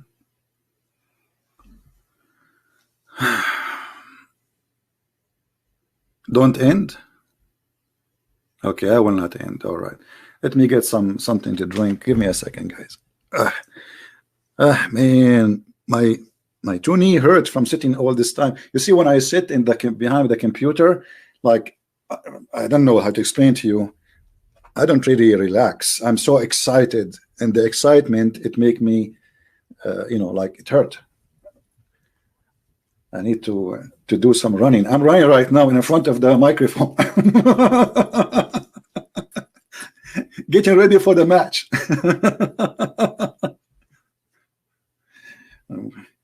Guys, oh, I broke my toes. I will use it as an excuse not to debate Mr. Waleed. Oh, I broke my ankle. I cannot debate you now. In the Middle East, they say that somebody, he's a camel, and supposedly he have an excuse he cannot walk because he have a pimple in his lip. And I will not be surprised if Mr. Waleed he do the same. He will say, I have a pimple in my foot, so I cannot debate you. Not in his lip. Just to avoid debating me. Let me make some coffee. I'll be back.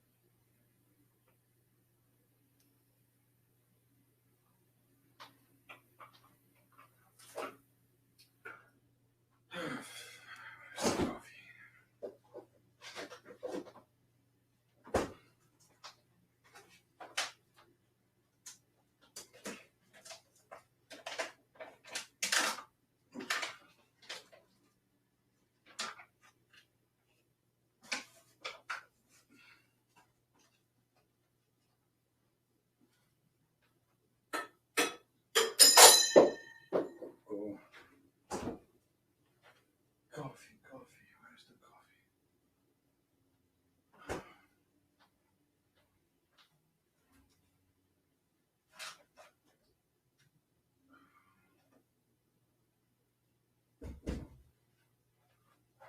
Where's the coffee? Where's the coffee?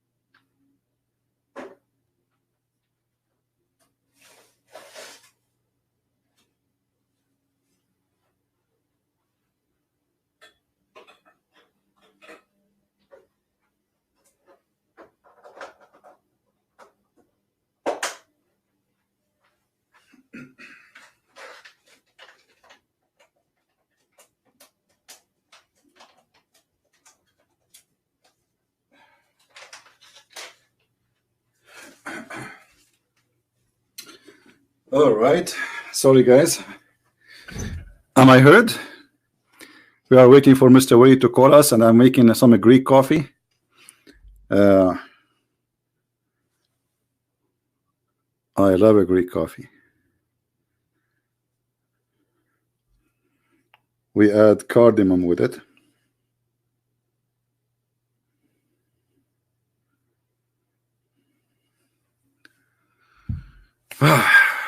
That will taste so good. No, I have a lot of cardamom with it. And actually, I make a very good coffee. Oh, boy.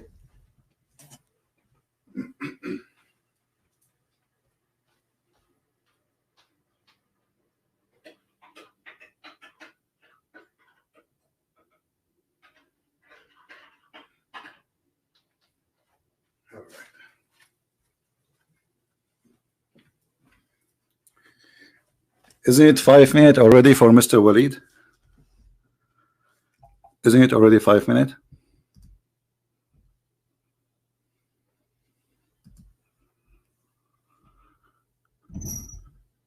Thank you, Ramona. Thank you. You know, once I was debating a sheikh, a Muslim sheikh. He says to me, I need to go. I said, okay, where are you going now? I mean, we are in the middle of the debate. Things getting really hot. He said, okay, I have to tell you, I have to go to the bathroom.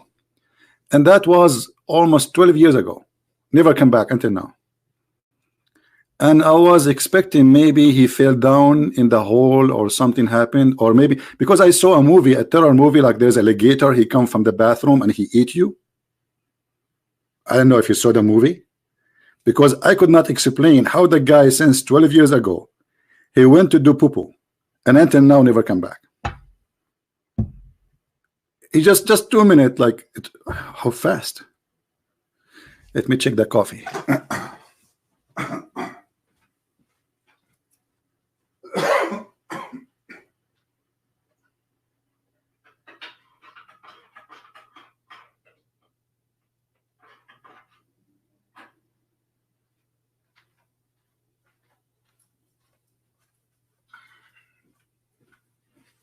All right, the coffee is still in the processing.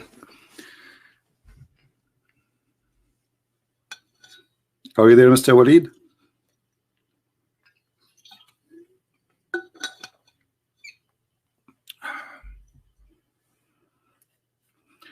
Thank you, Rana. Thank you. Guys, we are always victorious, not because of a Christian Prince. We are victorious because we are in the right side. If the Lord is with me, who could be against me? But always before you go in a war with the devil, you should know first who is the devil and how he think. So learn and get ready, because one day you will be part of this fight. The devil will come to you. He will not leave you alone. Let me check the coffee again.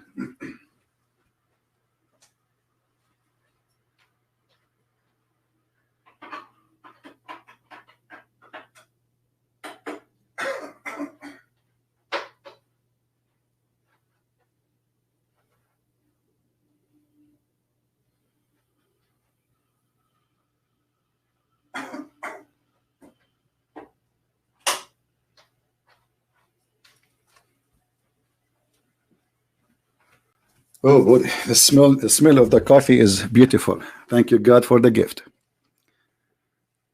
Yeah, you know, I feel sorry for the Muslims. They think they have something to stand on, but the second they start speaking to someone who knows very well, they will find that what they are standing on is the sand. All right. Please, why do convert to Islam change their name from Western ones to Arabic? Because Islam is an Arabic, it's a religion made by the Arab for the Arab. So you notice that somebody who convert to Islam right away, he starts saying Arabic words, he changed his name, he dressed like Arab, he act like Arab, because Islam will strip you from your heritage. There's a hadith where Muhammad, he said, the one who is proud about his heritage, tell him to go and bite the private part of his father. All right. Let me see that coffee. I hear it.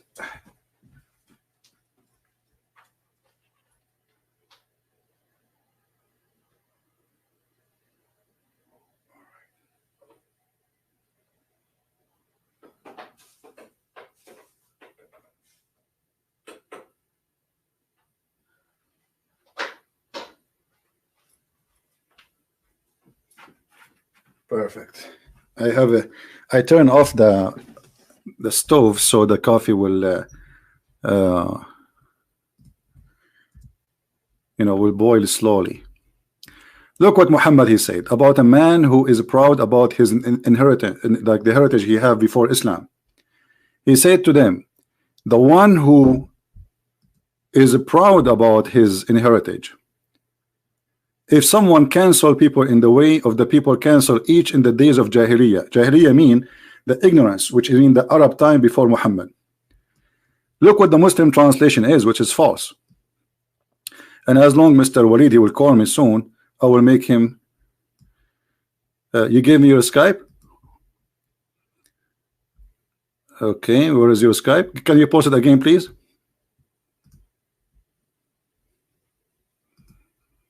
Mr. Waleed, can you post it again?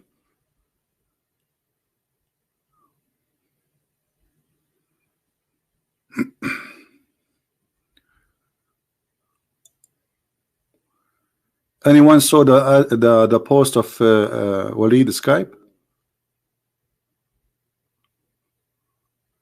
Guys, please, no need to call him coward. The guy is calling us. Please stop doing that. Waleed, what is your Skype?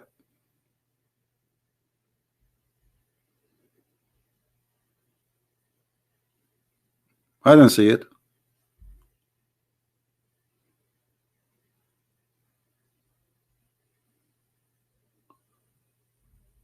Okay, this is your Skype.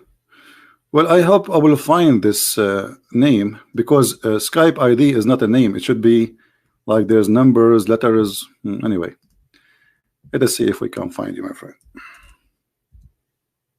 All right, I found you. All right, give me a second. I'll get my coffee and I will call you.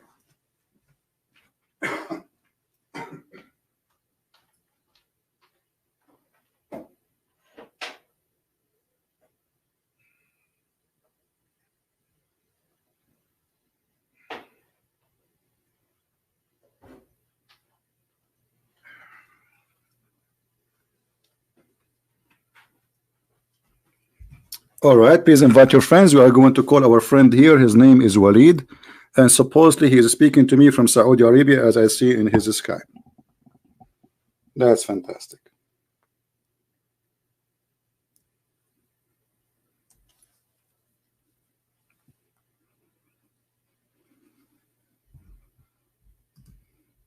All right, Mr. Waleed, I send you hi.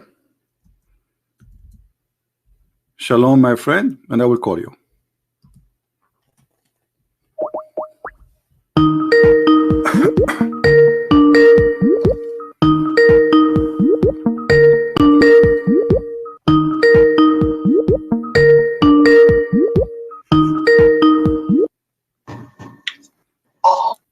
Hello? Assalamu alaikum. Wa alaikum assalam.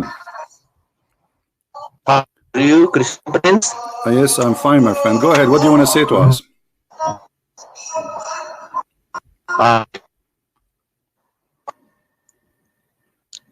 Christian Prince? Yes, I hear you. Go ahead. You are live on air. Go ahead. Are you trying to make, are you trying to make me to hear the adhan? Is that the purpose of your call? Or do you want to debate me? Hello? So all of this for a guy, he is using the internet of the neighbor? Hello? Make us get excited. I made coffee. I send my 4 wives in vacation. Turn off, turn to be what? The guy, he don't even have an internet. He's in the internet of the neighbors. Are you there, Waleed? He's gone.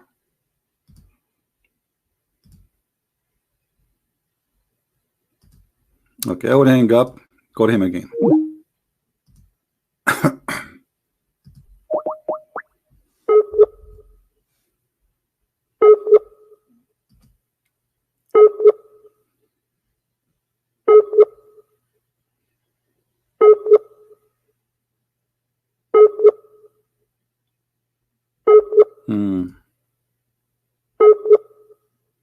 Okay. Too bad. Well, we will give him a chance. Maybe he can fix it. Maybe he can find a better neighbor internet. No.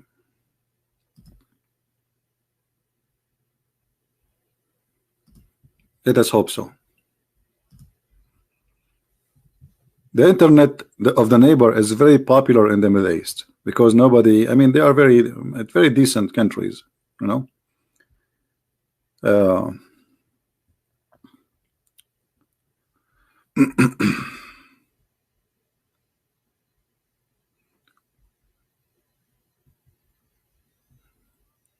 No, he's not a GG. No. Please translate all your books to Arabic so that we could gift to Arab friends. That would be funny, by the way, to translate my books into Arabic. I prefer to make them in Arabic because translating to Arabic is not really a solution. Writing the book in Arabic is way easier. You see, if I'm writing a book in Arabic, it's going to take me not even 10% of the time it takes me to write a book in English, because English is not my first language. The text I'm reading is not in English, so I have to translate my words and the words which is in the books, and that will take a lot of time, grammar, mistakes, etc. So, Mr. Waleed, are you there?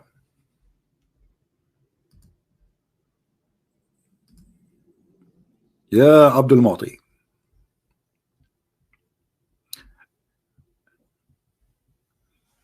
Let us call him again.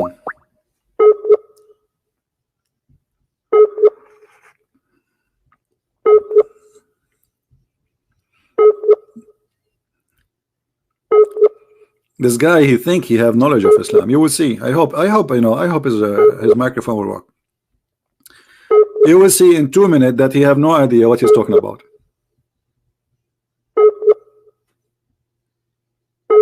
Yeah, look like he have a very bad internet. What we can do? We wait for him to call back. But didn't you know that your internet is bad when you said to me you want to challenge me? I don't know, it sounds fishy. It sounds really fishy, because I'm assuming that you know what kind of internet you have.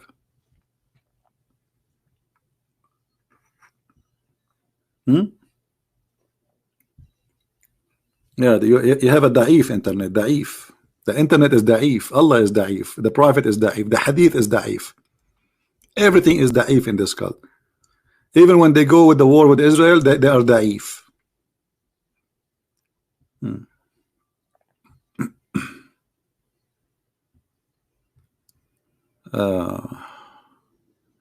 Nader Ahmad, he tried to debate me. Okay, if you have Nader Ahmad, let him call me now. Just for a laugh. He try. This guy, he admit that his prophet have sex with the goat. What debate me about what? This guy's a kid.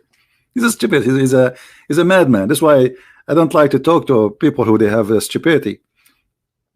Otherwise, he don't even know how to say his prophet name correctly. Like, when you don't bring me somebody is qualified to defend Islam. You Muslims, you are very funny. This guy don't even have high school.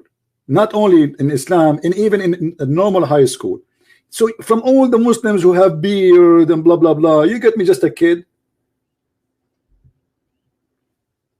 who agreed that his prophet have. He said, so what's wrong is the prophet have? Isn't it better if the prophet have sex from somebody saying smash the head of the baby?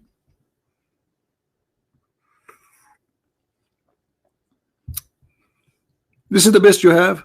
Okay, bring him. Let him call me so we can laugh. No problem. Any Muslim, he have a microphone and he have a headset and he have internet from the neighbor, he can call me. What do you think? And nobody can track me. Don't worry about my IP address. This is not my IP address is not my IP address. I'm using the net of the neighbor. Just joking. Okay, I fixed my internet because I did not hear you. Okay, he fixed it now. I will call back in 2 minutes. Okay, that's good, guys. He fixed his internet. That's wonderful. Have patience.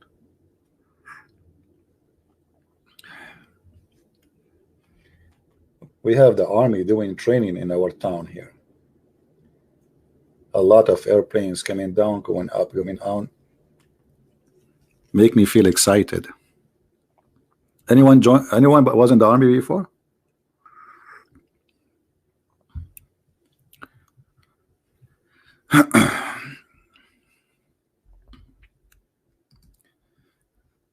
Okay, 2 minutes is over, my friend Waleed. I'm waiting for long. Anyone would like to help Mr. Waleed, you can call us. He was in the army, Tyler. And I did join the army of ants once. And what happened at that time, I was with the army of the ants, and Solomon, he came. And one of the ants, which was, as I remember, she was a sergeant, she said, hide, otherwise Solomon is going to crush you. You don't believe me? Here we go. And the value of the ants, by the way, is you can find it in Google Map. You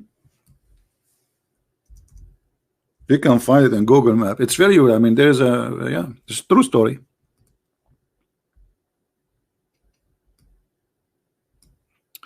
Till I was there at that moment. You see, this is, I enter history by mistake.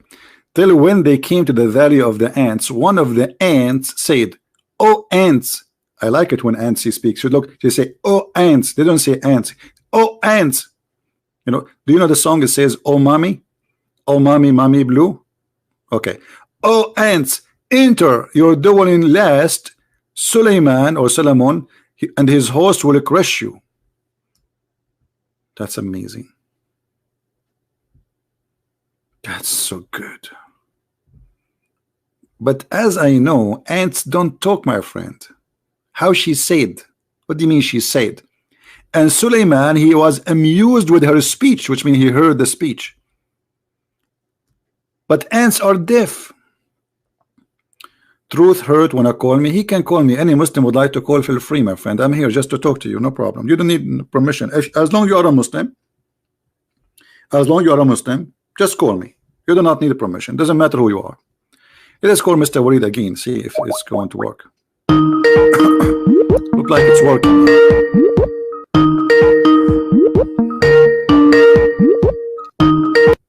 Assalamu alaikum. Wa alaikum assalam, Mr. Waleed. How are you? كيف حالك؟ Hello? خير you hear me? Sorry? Could you print? Yes, I hear you. Go ahead. Can you hear me? Yeah, I hear you. I hope my internet is better. Yeah, it's better. You said that you debate people in Arabic. Is that right? Usually? Yeah, But do you speak Arabic? classical Arabic. But do you speak Arabic? Classical Arabic? You speak classical Arabic? Hello? Yeah, you speak classical Arabic? Is my friends? I hear you. So do you Are you speak? there? I am here. Do you speak a classical Arabic, my friend? Here we go.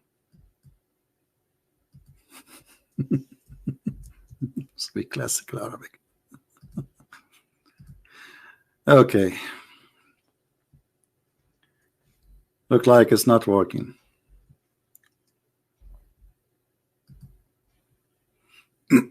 Let us call him again. What we can do, we are desperate trying to find somebody to call us. This is what happens when you are homeless.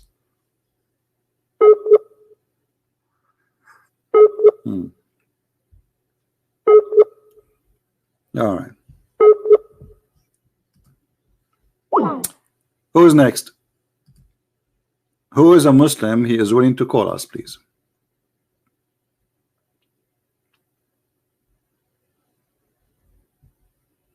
He debate in a classical Arabic. I guarantee you, he don't know what to say anything. I mean, you will see. If he call me, I will say to him, debate me in a classical Arabic. I want to hear it.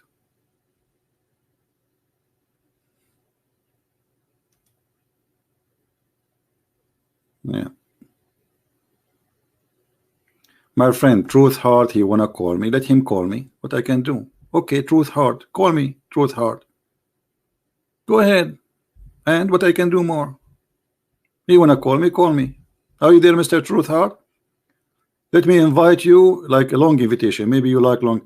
Truth Heart, you are welcome to call me. Truth Heart, don't hesitate to refute me. Truth Heart, call me before the end she come to me. Truth heart, Suleiman, amused by your challenge to me. Okay, I'm waiting. I mean, what I can do more? I made just a song just for him. He enter history now. Muhammad, he will take it, he will make a Quran.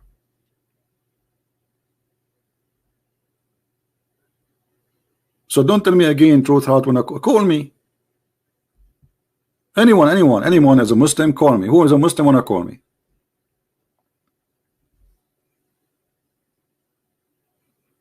Your bad sound? What bad sound? My voice is bad? Really? Now I know.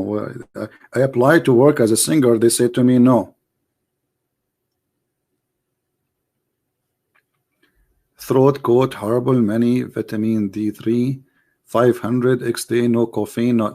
Yeah, I know, my friend. It's the coffee. I drank too much coffee. I'm working in a book, so it you know, because I'm staying for many hours writing. Don't worry about guys. What's the problem? So if my voice is not good, you will not like it now? Are you here because of my voice or because of what I say? Yeah, I will punish you all. I will sing. All my life I wanted to be a singer. Oh,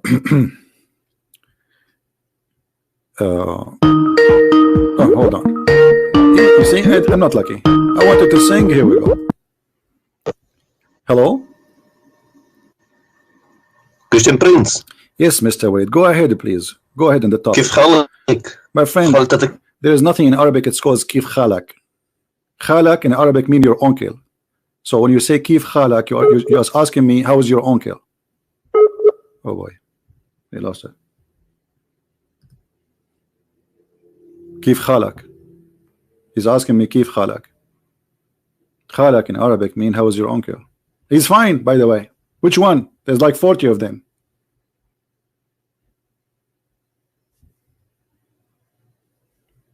And he want to debate me in Arabic. And he says to me, Kif khalak. Oh boy. That reminded me of Elijah. I mean, God is with us.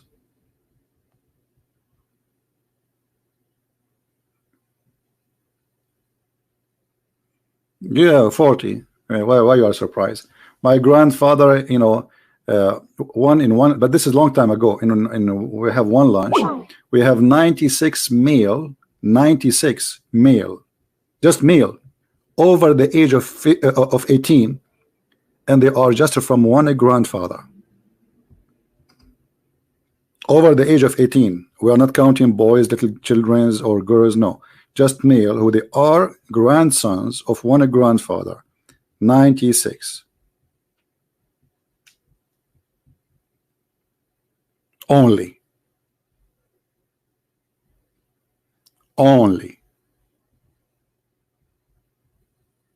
Yeah. So anyway, any Muslim wanna call us? Yeah, we can. By now they pass already. They passed the 200, I guess. But this is all the news. I mean, I was at that time. We count them. You know, I was a kid too.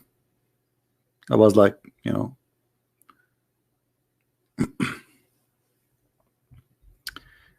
So any Muslim would like to call us?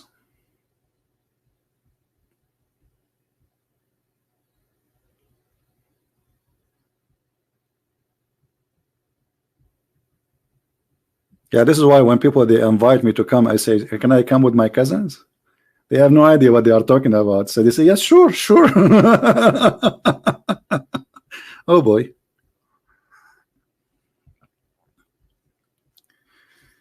All right. So where is the Muslims who want to call us? Anyway, so as long there's no Muslims to call us, sadly, what we can do. But as you see, Islam is a very silly, stupid cult. All what you need to know is just to study it very well, and you will find that this is just nothing but a collection of fairy tale stories. How in the world anyone who believes in God want to believe in such a story? That there's a guy, his name is Suleiman, and he have an army of a chicken and genie and mankind. And if you don't believe me, the Quran says that, chapter 27, verse number 17.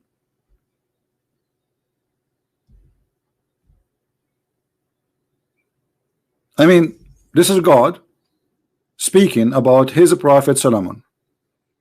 Or this is Muhammad copying the Jews legends which they used to tell to their kids about Solomon. Muhammad the thief, he copied what the Jews they tell to their children about the great King Solomon, the great King David, you know, and there's tons of fiction stories. There's a book, it's called The Legends of the Jews. You can go and search it in the internet and you will find that this story exists there. And this is where Muhammad he got his story from.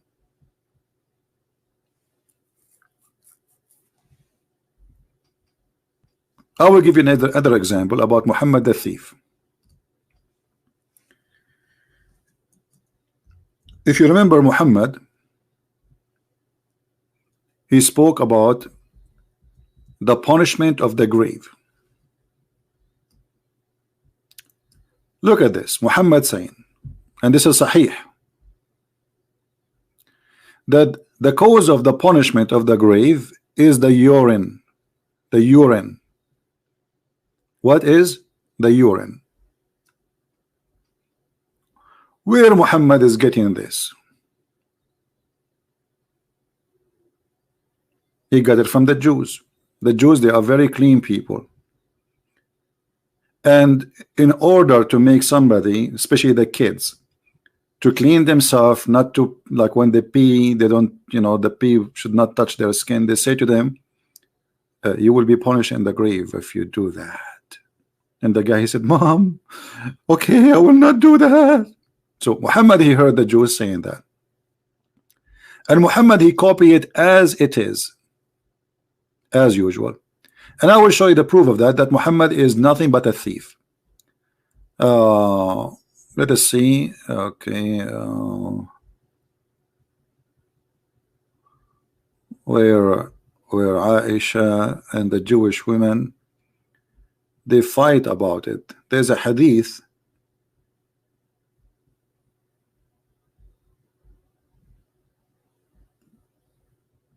Here we go.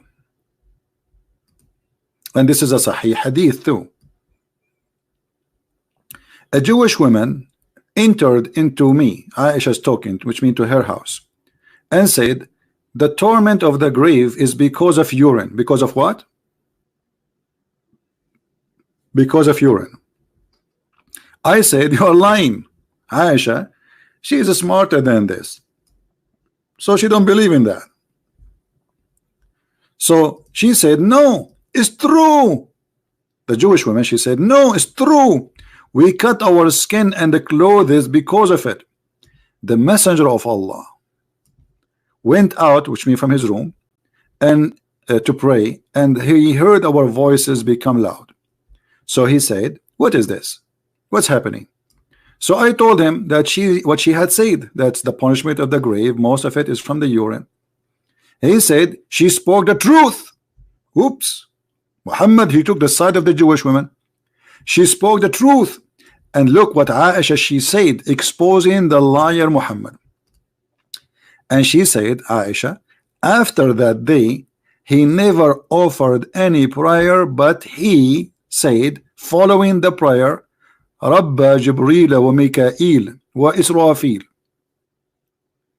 adding, saying, protect us from the punishment of the grave. Do you see it?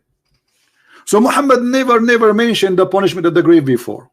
Never ever. Since he heard the Jew saying that to Aisha, he never offered a prayer unless he add, I seek refuge by Allah from the punishment of the grave. Muhammad Ayub Ahad, he's saying free Palestine. Okay, my friend, this guy, he hate Allah, because according to the Quran, it says that Allah is the one who gave Palestine to the Jews. Let me get you busted. No, don't block him. He's a poor guy. Here we go. According to your God, Allah, he assigned the land which is called Palestine to the Jews. So are you striking against Allah or against Israel, brother? Because the one who strike against Israel, he is striking against Allah, and the proof in front of you. Do you see it? Shall I say takbir or you say takbir? Say takbir. You take a beer, I take coffee. Why Allah he gave the land to the Jews? He never even mentioned the word Palestine, brother. And look in the translation, they put between two brackets Palestine. Oh my people. Hello. السلام عليكم. Hey Waleed, are you going to talk أنا آسف لا تتكلم فصحى عربي. You don't speak Fassa Arabic? You don't speak Fassa Arabic. Do you know what Fassa mean? Fassa is the grass they give to the goat. So he don't speak Fassa Arabic. And the funny, he was challenging me to debate in Arabic. I don't speak Fassa Arabic. Oh boy. You don't speak Fassa? Do you speak حصة؟ ايش رايك تحكي انت فصة وانا احكي حصة وكل واحد يفصفص على كيفه؟ فصفص لي وانا فصفص لك. شنو هذا؟ And he speak Arabic. He want to debate me. Like when you hear this, I thought this guy is a big sheikh. He want to debate me in Arabic. He must be a big sheikh. And by the way, he have a beard in his picture. Oh boy.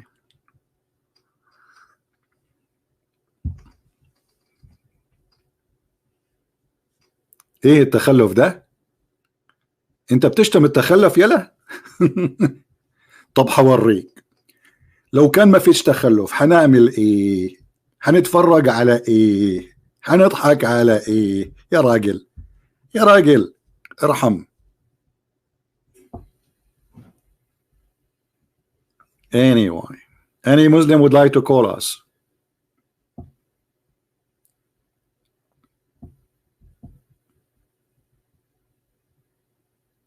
Any Muslim?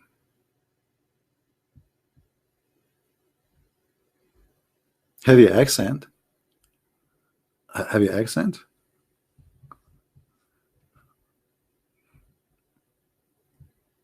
Wherever I go, they say to me, where are you from? I don't tell them, just for their safety.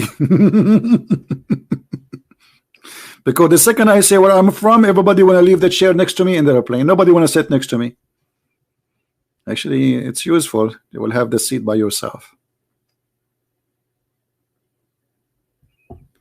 Anyone?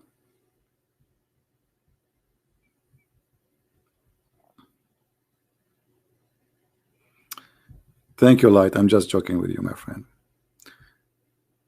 The only teacher we have is the Messiah, our Lord, and no one else. Here we share what we learn, and all wisdom it come from his mouth. Otherwise, we have no wisdom. The man speak foolishness. If we don't have a guideline where we can find wisdom and where we can get our wisdom, we will never get. This is why the Lord, he says, read the books. You see, the Lord, he wants us not to be ignorant.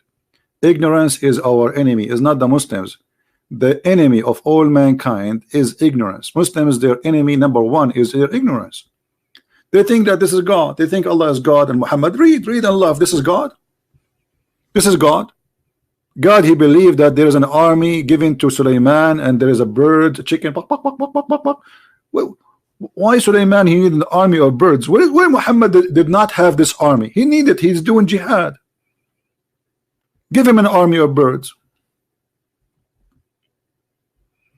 This guy, are you serious? This guy is saying to me, call me when you are back.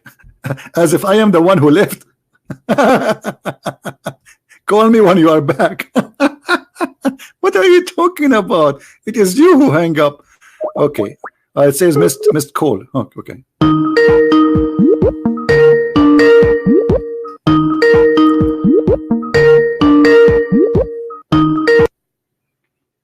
Hello? Yalla. Yes, my friend, you keep hanging up. I'm not the one who did not call you. I mean, here we go. Go ahead. What do you want to say to us? My internet was very bad. Okay, what I can do, my friend, did you say inshallah before you call me? You should say inshallah, because if you don't say inshallah, there's a prophet who want to have sex with 99 women, but he forgot to say inshallah. So Allah, he gave him a half a child. Do you know the story? Yes. Okay, why is that? Why Allah, he gave him he gave him half a child? He forgot to say inshallah. Solomon.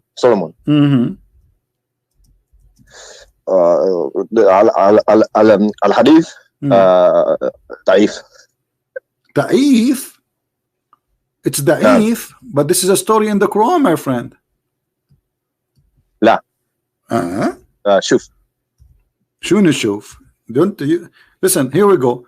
It says in chapter 38, verse number 23, that my brother he have 99 goats.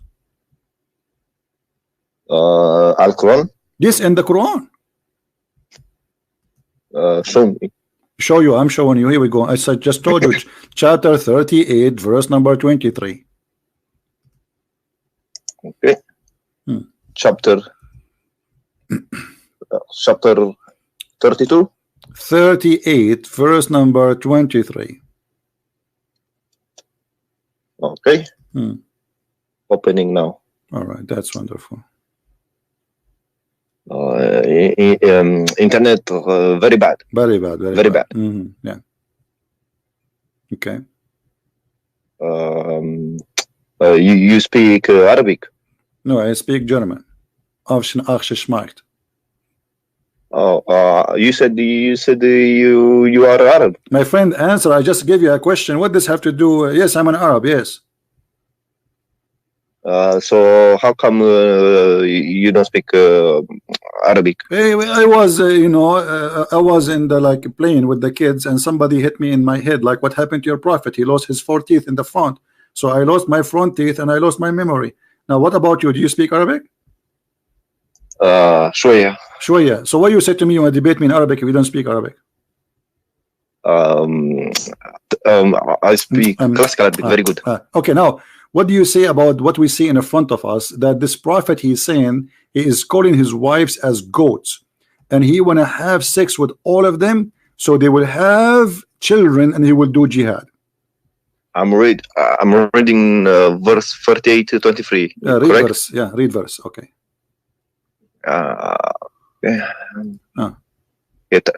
Indeed, this my brother has 99 wheels and I have 1 wheel, so he said in trust. What has this to do? Well, I'm asking you. This not relevant.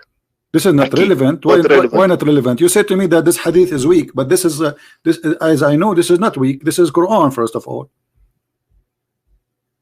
Chapter 38, verse 23. Is that you said to me this is weak? Who told you that this is weak? But what is this? Indeed, this my brother has 90. Okay, so this guy, he want to have sex with 99 women, 100 women, less one, and he want to make them have babies so he can do jihad. And here we go. This is the hadith. This is a da'if hadith. What do you think? It's da'if hadith. What do you think? It says that the son, Solomon's sons, the prophet David said, tonight I will go around and I will have boom boom with the 100 women of my wives, every one of them whom will deliver a male child, so I will do jihad for the cause of Allah. But he forgot to say, here we go, it says, and on that the angel said to him, say, if Allah will. But Solomon did not say if it is, he did not say it. So Allah, he gave him half a child. Explain to me the story. This is the da'if hadith. Ism Habibi. What Habibi? The word, darling, the word there for wives is nahaja. Naja mean goat. Yes, but it doesn't mean wives in Arabic. So you are saying that Solomon, he was having sex with goats? That means it doesn't mean the word for wife is listen. So are you saying that Solomon was having sex with goats, not with wives? Because you say this is not wives, but in Arabic it says naja. Naja mean goats. So are you saying that he was having sex with goats? My friend, it is a language of Arabic that you don't understand. At that time they called their wife a goat. How many goats you have at home? No, wait. It doesn't say that he had sex. Okay. It says he entrusted her. Look. Listen. Okay, this is. Let me show you the hadith, my friend. The hadith said, the hadith, okay, the hadith. Let me show you here the hadith. It said that he said, I'm going to have sexual intercourse with them. Read with me carefully. Do you see my screen? No. Okay, it says the Prophet Solomon, the son of the Prophet David, said, no problem, I'm reading for you. Listen, I'm reading. So he said, tonight I will go around, i.e. have boom boom, sexual intercourse with 100 women of my wives, every one of whom will deliver a male child. The angel said to him, say inshallah, if Allah will. But Solomon did not say that. He forgot to say it. Then when he had boom boom, sexual intercourse with his wives, none of them deliver any child except one. She gave him a half person. What does that mean? Go ahead. Well, you got to look at the narration. What is the chain of the narration? Okay. And what does that mean? This is da'if hadith. This is da'if. I'm not saying that. No, you said that already. You told me it's da'if. You forgot. You have a short memory, my friend. Hit your head again. You said to me this is da'if. Because the chain of the narrator. So this is da'if. This is da'if. Yes or no? Yes. Okay, but this is Sahih Bukhari. You can say that, but you have to prove. Sahih Bukhari is da'if now? Sahih Bukhari is da'if. I don't see your screen. Here we go. I will give you the link. No problem. This is Sahih Bukhari. Internet is hadith bad. Number. No problem. Sahih Bukhari. Hadith number 5242. I'm calling you from my phone, not I don't care. Laptop. No problem. I will give you the link. Here we go. I will give you the link. No problem. Okay. Don't forget to say inshallah before you open it, because it's not going to open if you don't say inshallah. Look what happened to Sulaiman. He have sex with 99 women, and then Allah deliver him half a child. What does that mean, half child? Do you know what half child mean? Yeah. What does that mean, half child? Premature. Premature. So is Allah punishing Sulaiman, giving him half a child? No, premature. Read the Arabic. Do you understand Arabic? Yeah. Okay, open the link. I gave you the link in Arabic and read it for us. Let us see if you read Arabic. Go ahead. Let me go. I did not receive anything. No, I gave you a link, my friend. Don't tell me you did not. Click at the chat.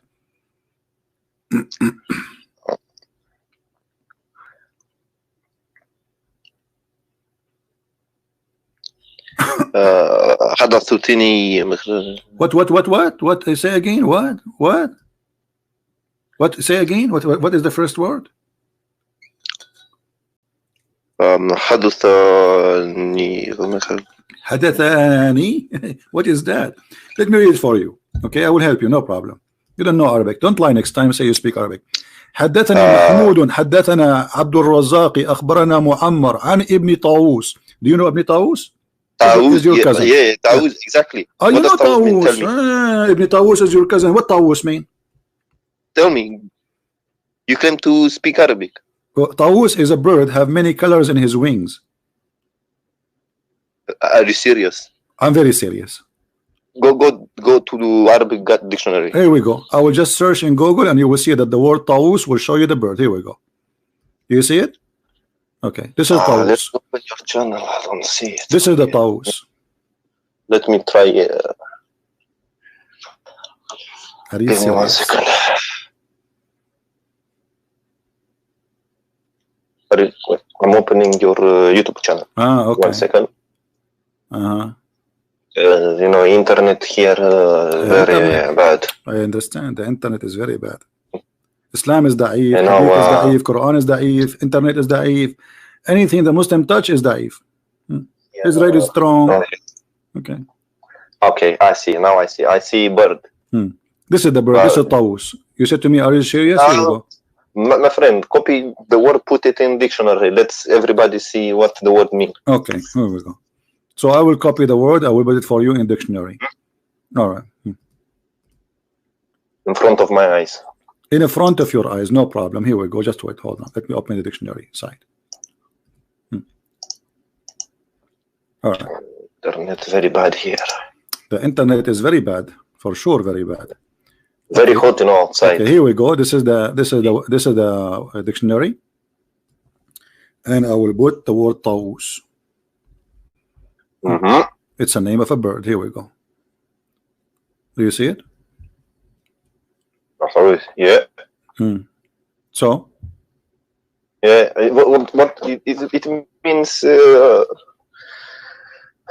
Yes, but you know, Arabic it can mean many different things. It can mean many different things. You know, my friend, I want to learn. Okay, what is the other meaning for the word طاووس? I'm listening. We use the طاووس for, you know, for many different birds. Okay, give me what other meaning for طاووس? We showed you that طاووس is a name of a bird. Now, what is that? It can also mean hills. Hills? You know, hills? Hills mean طاووس? No. Hills for women. You know, women when they were hills. Really? Man. Yes. My friend, aren't you the one who says to me, show me dictionary? Yes, that would mean. Okay, well, this is the dictionary. The dictionary says this is what it means. Read carefully. This is what dictionary is saying, and not me. Internet is very bad. Okay, my friend, let's go to the topic. So Sulaiman, obviously you do not know what are you talking about. So Sulaiman, he wanted to have sex with 99 women who the Quran described them as goats. And then he forgot to say the word inshallah. And then Allah, he gave him a half a child. Why this is happening to Sulaiman? Well, because he forgot to say inshallah. Well, Christian men, all men, the Hindus, the Buddhas, they don't say Allah at all when they have sex, and they don't say Allah at all unless they want to laugh at something comedy. So how come they have a full child, but the one who is a prophet of Allah, he forgot to say inshallah, Allah gave him a half a child? Because he was ignorant, you know. He was ignorant. So are you saying because you are ignorant, Allah will punish your son, he will make him half son? What is the fault of this little baby? You did nothing wrong. Allah is punishing Sulaiman or punishing the baby now? You know, because you have to obey him. If you don't obey him, you know, there's so obey him what? So if I don't obey Allah, Allah will make you have a half son? Not half. The word there is premature. What premature? Yes? Where it says here in Arabic, it says نصف insan. It doesn't say premature. نصف. Not the word نصف in Arabic mean half. Yeah, premature, but it it says نصف. It doesn't say premature. It says نصف, half a human. This is what نصف mean. نصف mean half. Now, let us say it's a premature, as you said. Okay, I don't say inshallah at all. I am against the will of Allah, and there's millions and hundreds of millions of people like me, but they have, you know, I'm not married, so I cannot speak about myself, but they have kids, and their kids is not half a child, as the story tells. Actually, your prophet father himself, he was not a Muslim, correct? Yeah. Okay, so how Muhammad is not a half a human being? The father of Muhammad, he was not a Muslim, he did not say inshallah. So Muhammad was a half man and half donkey, or one full human? I want to ask you something. Ask me something, but why you don't answer about this before you ask me something? You can ask me a lot of something. I will answer you. One second. You said in many of your videos that we don't change the topic. Answer me about this something, and then you can ask me about the other something. No. We go back to. No problem. You can go back later. Why want to go back if you can tell me right now? Tell me. Muhammad's father, he did not say inshallah before he have sex with his mother. So why Muhammad is not half a human? Huh? How do you know? Because Muhammad, he says his father will go to hell. He is not a believer. Where? Where? Is this? I saw it in the magazine. Is this your claim or my claim? Yeah. What do you think? Why would my claim? Well, your claim is your claim. It doesn't mean that is the truth. Okay, but what if I approve it? You cannot. I cannot. Are you sure? Well, let's see. No, I'm saying, what if I claim it? What will happen? You have to show it to me from if you show to me from Sahih source, you shut me up. If you show me from Sahih source, if you show me from Da'if or Hassan, you know, not acceptable. Okay, here we go. The hadith in front of us. What you will say? You send it to me on Skype. I don't see your channel. Give me 2 seconds. I'll open your channel. But the problem is Da'if. But the problem is Da'if. What we will do now is Da'if. It says, a man asked, where is my father? Messenger of Allah said, your father in hell. When he turned his back, he said, the Prophet, my father and your father in hell. But is Da'if. What he can do now? Do you think this is rejected now? Of course. Okay, of but course, it is but of course, but it is Sahih. But it is Sahih. What we will do now? Where does it say Sahih? It says Sahih there. Where? It says there. I don't. Send it to me on Skype. Okay, I will send it to you on Skype. Can you go back to other topic? Yeah, we are in the topic. So you said to me, the Prophet. This is the topic. I mean, either you agree, that the story you are giving me is a stupid, or you agree that this Muhammad is a liar. Al-Albani. Is it Sahih or not? It's Al-Albani. What Al-Albani? This is, first of all, this is Sunan Abi Dawood. The whole book is authentic. It is authentic book. The books of Sahih are 6, and this is your Muslim website, and the grade of it, it is Sahih. Who said it's Sahih? I said that because I learned that from universities. Do you have an Islamic degree? No, I do. So the books of Sahih are 6, and one of them is Sunan Abi Dawood. I know. Okay, no, you do not know. Don't tell me you know nothing. Now answer. So your Prophet father, he's in hell because he's not a believer, so he did not say inshallah. Now we go back to 0. So why Sulaiman? Because he did not say inshallah. Allah, he gave him half a child. What happened? Wait. It says a man to what is my father messenger. But this is not the Prophet talking. No, the Prophet talking. But the man asked. Yeah, the man, he asked the Prophet, and the man, he's gone. So Muhammad, he says to him, because he got upset. Oh my God, listen. He says, just read English, okay? Read. A man asked, a man, yes, where is my father, messenger of Allah? So a man asked the messenger, and the messenger said, your father is in hell. So he's not talking about his father, he's talking about the father of the man. But he said, you understand now? My father and your father.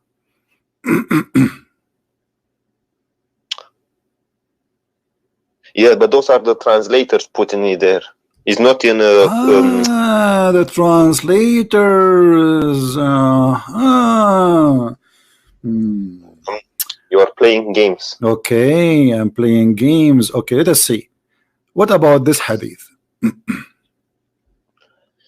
Let me try open YouTube. 1 second. Can you still hear me? Yeah, I hear you. What about this hadith here? Good. I'm opening YouTube right now. Okay. Because I don't trust you. Or no, don't trust me. I don't trust myself, my brother. I ate too much falafel.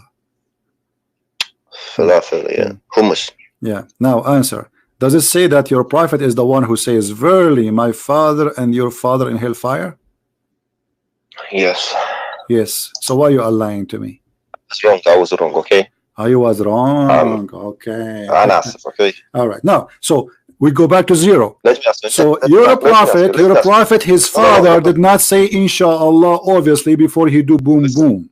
So now, why Sulaiman, his children became half a children when Sulaiman is a believer and he want to even do jihad, he want to have kids so he can kill Christians and Jews. So why Allah is giving him half a child just because he forgot to say inshallah? But your prophet father, he did not say inshallah at all, yet he gave him half Muhammad.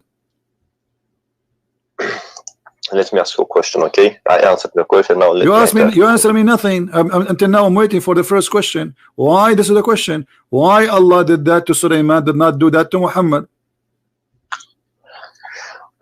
Let me ask you a question, okay? Okay. So you want to? So just say it. I have no answer. Just say it.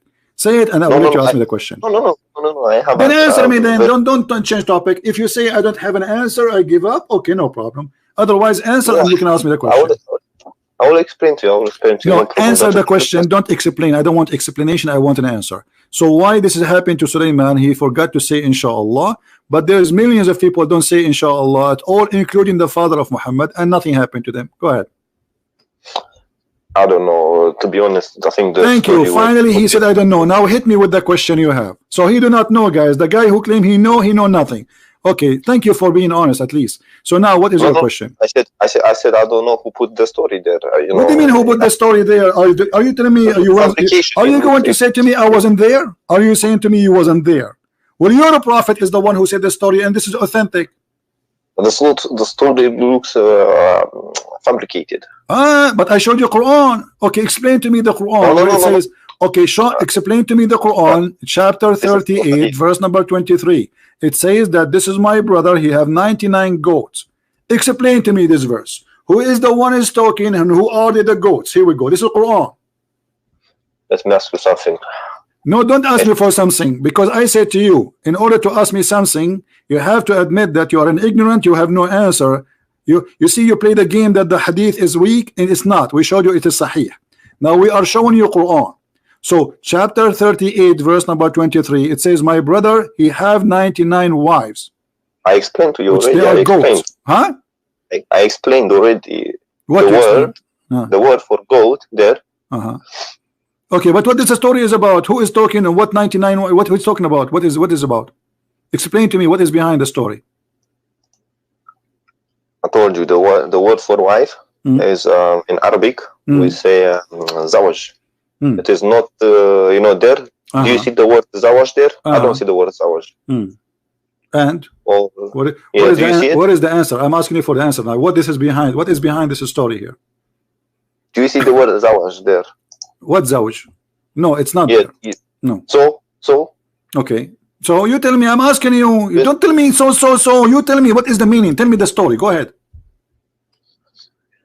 I don't know the story, to be honest. So you are so admit that you do not know. Just say it. I don't know. Okay, you do not know. Now, so guys, finally he admit that he's ignorant. Now give me your question. Go ahead. So you, in many of your videos, you say the word Allah means moon god.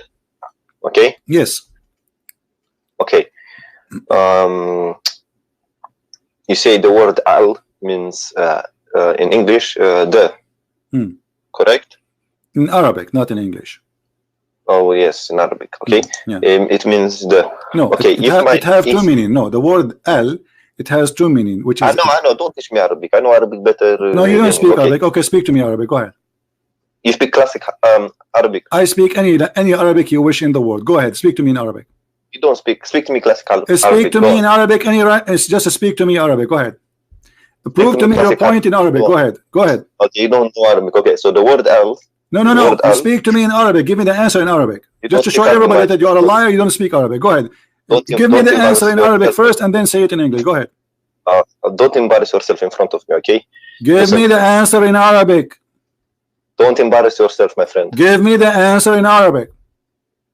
You know, in Arabic, okay? Let me explain. No, give me the. You said you speak Arabic. I said don't embarrass yourself in Arabic. Let's see who's going to be embarrassed. Give me the answer in Arabic. Go ahead. You don't speak classical Arabic. Give me the answer in Arabic.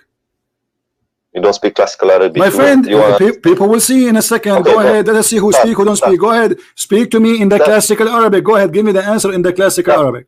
You start. You claim you speak classical Arabic. You speak to me. I'm waiting. What do you mean speak? Okay. هذا المتحدث معي حمار ابن حمار وفي رأسه رسن. Here we go. I spoke to you in Arabic, and now I want you to prove me wrong. What is this? What is this, my friend? Is this classical Arabic? Yes. Translate what I said. Can you translate what I said?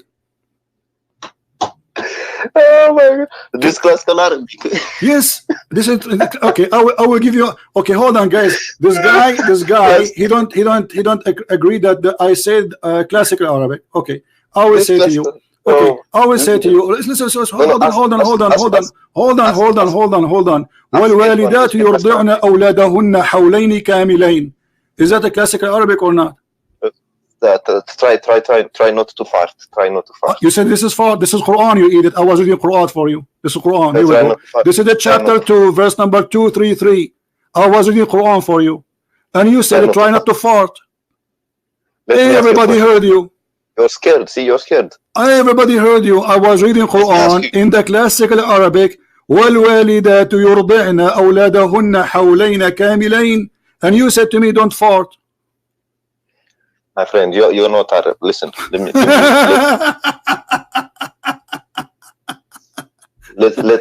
me ask you my question. Okay, don't be scared. Just get lost. We spanked you as enough. You don't speak Arabic. An Indonesian guy is telling to me you don't speak Arabic.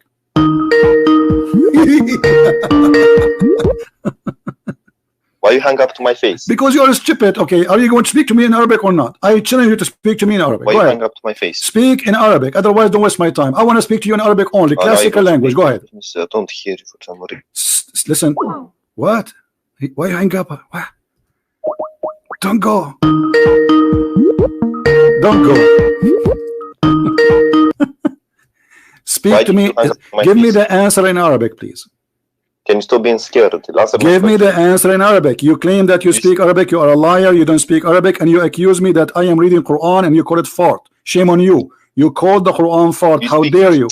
How dare you? I was reading the Quran. I was reading the Quran, chapter 2, verse number 2. My friend, don't tell me your friend. I'm asking you. Did I read the Quran for you and you said stop farting? I was reading the Quran for you, chapter 2, verse number 233. So why you said stop farting? I was referring to the things you said before. No, you said the word farting after I did read this. Listen, let me ask you something. Ask me something. Okay, so the word you said the word. Don't be scared. Let me ask my question, okay? Okay. Because you said you cannot refute me. You said the word Allah means the, and Lah is the name of the moon god, correct? Yeah. Okay. If my name is Theodore, does that mean that my name is Odor? You understand me? You are very smart. Abdul, I'll type. Okay, you said you speak Arabic, right? Can you read for me this word in the screen? I don't see. I don't. So okay. If my name is read for me. Read for me. Hold on. Read for me. The second word, the second name of Allah in the Quran. The second name.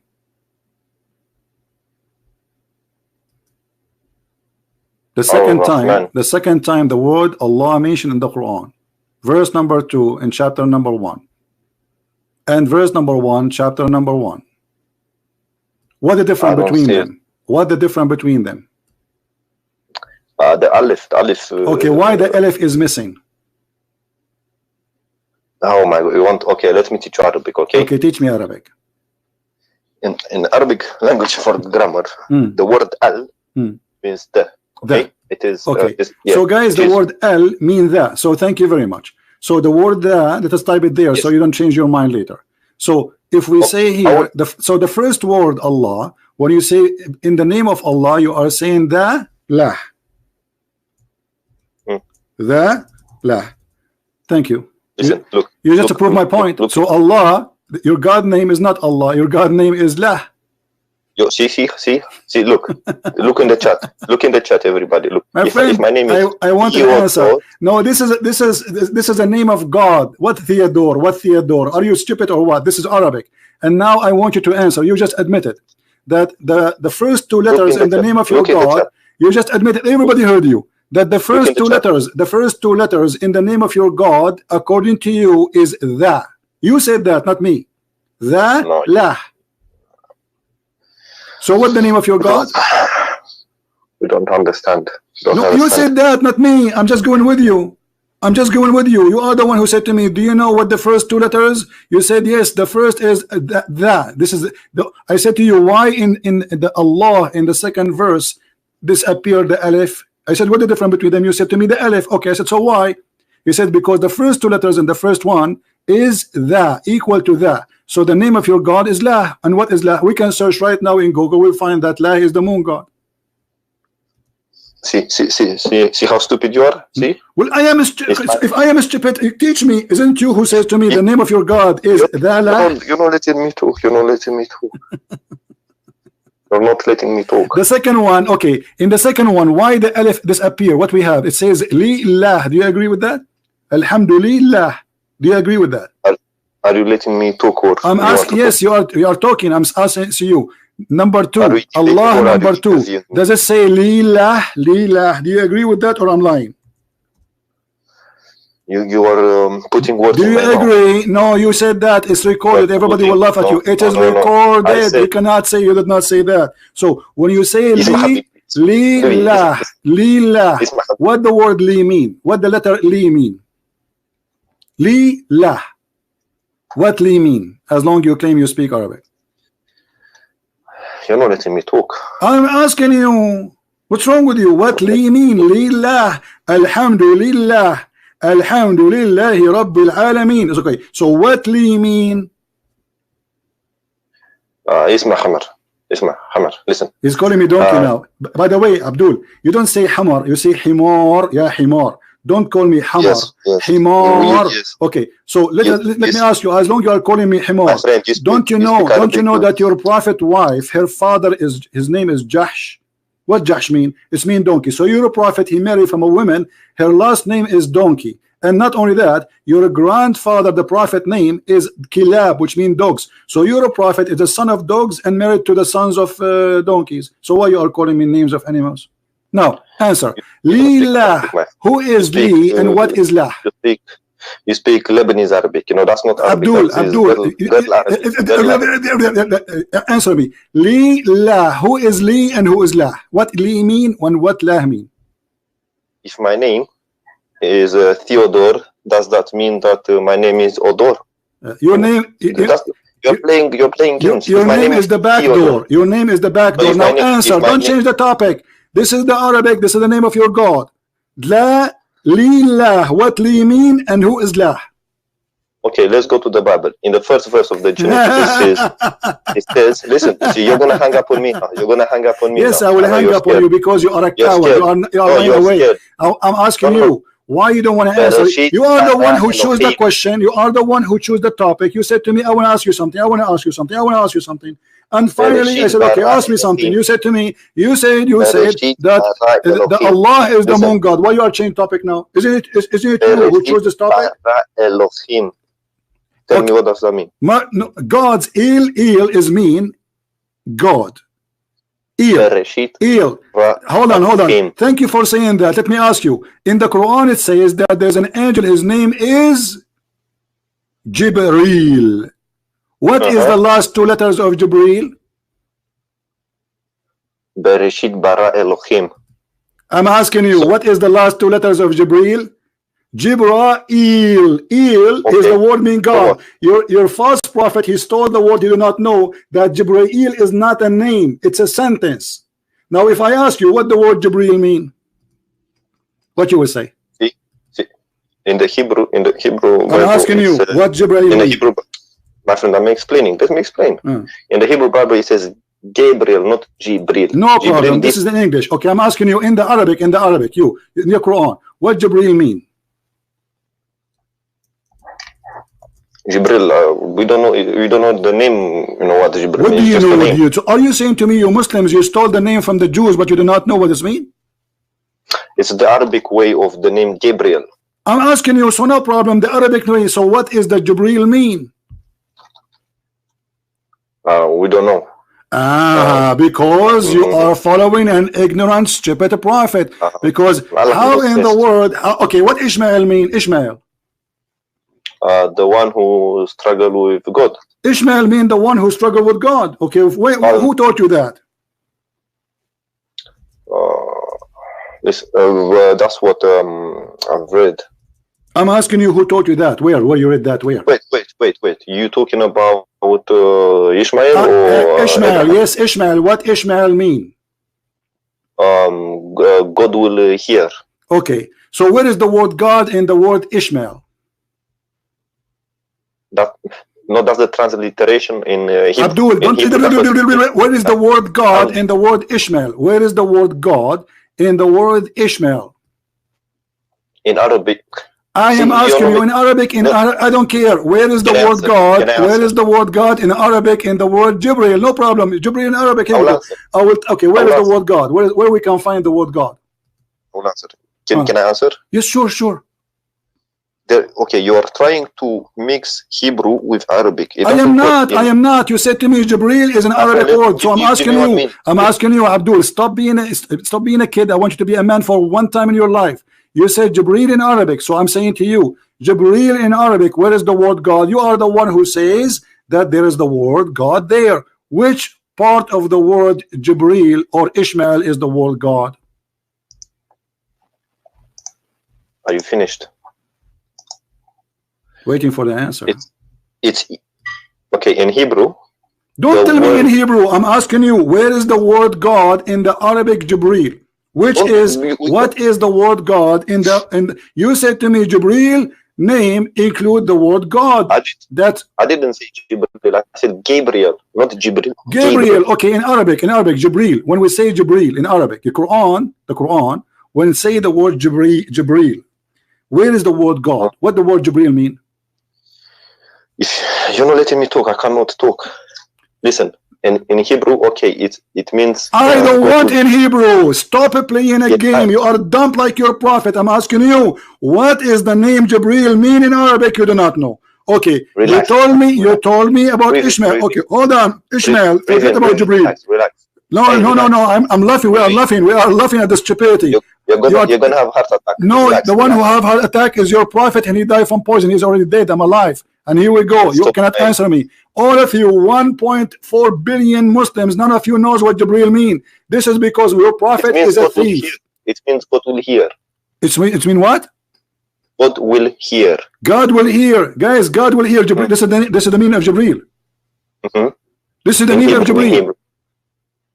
This is the meaning of Jibril. This is the meaning of Jibril. God will hear. Where do you get this from? Look, in Hebrew, the word Ishmael, Shama means to hear. Get lost, stupid. It means God. Get lost, stupid, idiot, donkey. I give you time more than you deserve.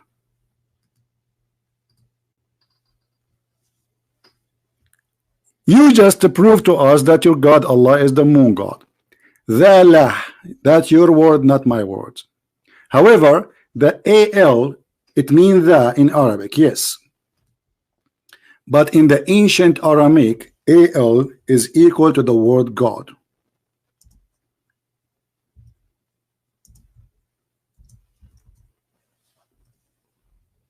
So each time you say the, lillah, li here is 2.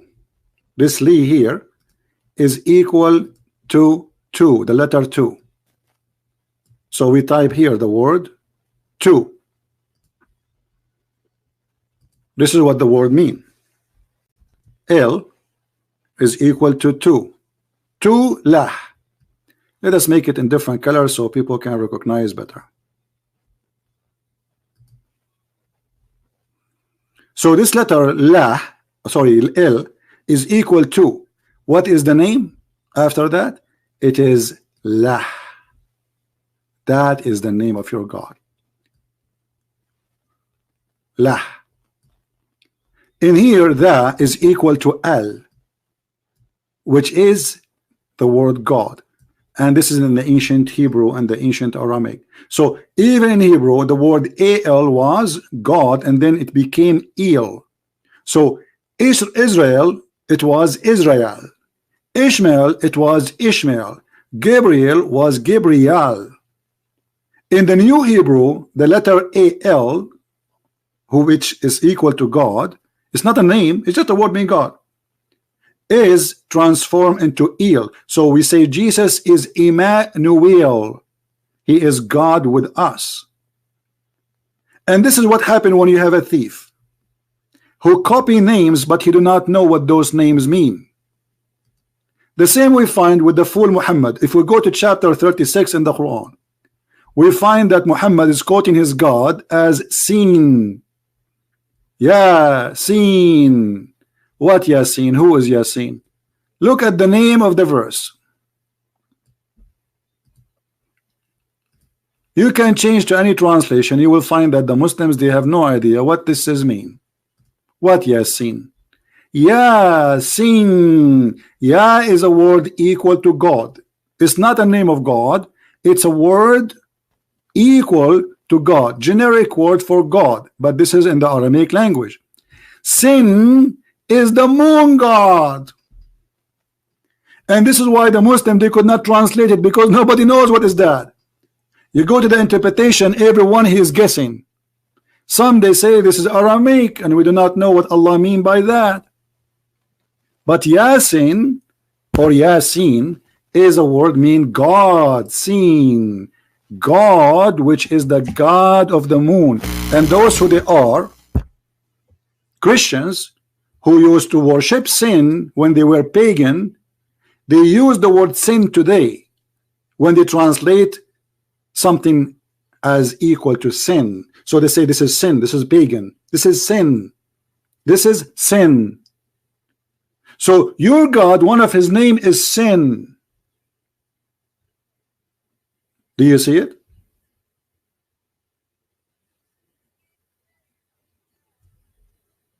Stupidity. Muhammad, he collect names, he put them in the Quran. And more proof of the collection of names. As an example, the Quran says that the father of Abraham is Azar. Ask any Muslim, what is the name of your father of Abraham? He will say to you, Azar. The Quran says that. The stupid author of the Quran, he thought Azar is a word mean, or it's a word which is a name, but the fact it's not. It's a word mean a fool. So Abraham, he said to his father, Azar, foolish, are you going to worship idols? The stupid Muhammad, he thought that the word Azar is the name of the father of Abraham. But all of us, we can go right now. It take you 2 seconds to search what is the name of the father of Abraham in the Prophet Google, peace upon him, and you will find that there's nobody ever mentioned such a name. But the fool Muhammad, he thought the word fool is the name of the father of Abraham. Have you ever an Aramaic person, he will call his son fool? And now the Muslim, they think that Azar is the name of the father of Abraham. But this is a word mean fool. Muhammad, he copied from the one who was translating from the gospel and from the Torah, which his name is Waraq ibn Nawfal, and the hadith referred to that clearly in Sahih hadith. So Muhammad, he heard him saying that Abraham, he said to his father Azar. Muhammad, he thought that Azar is the name of the father, but in fact he was saying to him, father, foolish father, you should not worship idols. Makes sense, right? That makes sense. This is foolish, father, you should not worship idols as God. And this is what happened when you follow a thief like Muhammad, who do not know what he is talking about. And this is why they do not know what Jibreel mean, what Ishmael mean, what Israel mean, what Mikael mean, what Israel, all those names Muhammad, he copied from the Jews, and he have no idea. What Abraham mean, they don't know. What Isa mean, they do not know. They don't know. What Moses mean, they don't know. For it is a theft religion. Can you show us reference? Yeah, this, you can go and ask anyone who studied the ancient Aramaic, and he will show you. Azar is a fool, foolish. It's not a, actually, even in your Islamic interpretation, later they notice the Christian, they start laughing at them, and they said Azar is not the name of the father of of Abraham. There's many Islamic scholars that discover that this is stupid, but it's too late.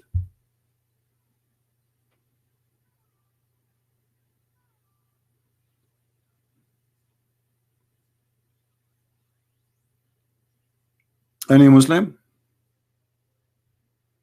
Did we have a good time, guys? The funny Indonesian guy who say he do not know how to say two, even this guy who don't speak two Arabic words together, he's going to challenge me in Arabic.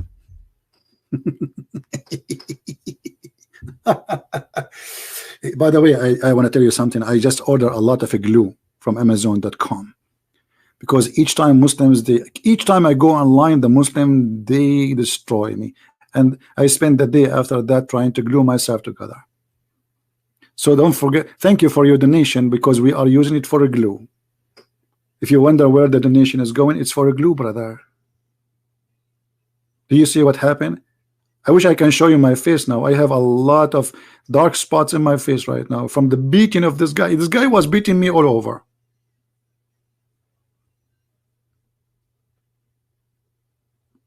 Unbelievable. Stupid cult. So I hope that we have a good time. This video will disappear for maybe an hour, because we load it in different channel. But then always to find the videos which we just made today or the day before, remember, copy the title.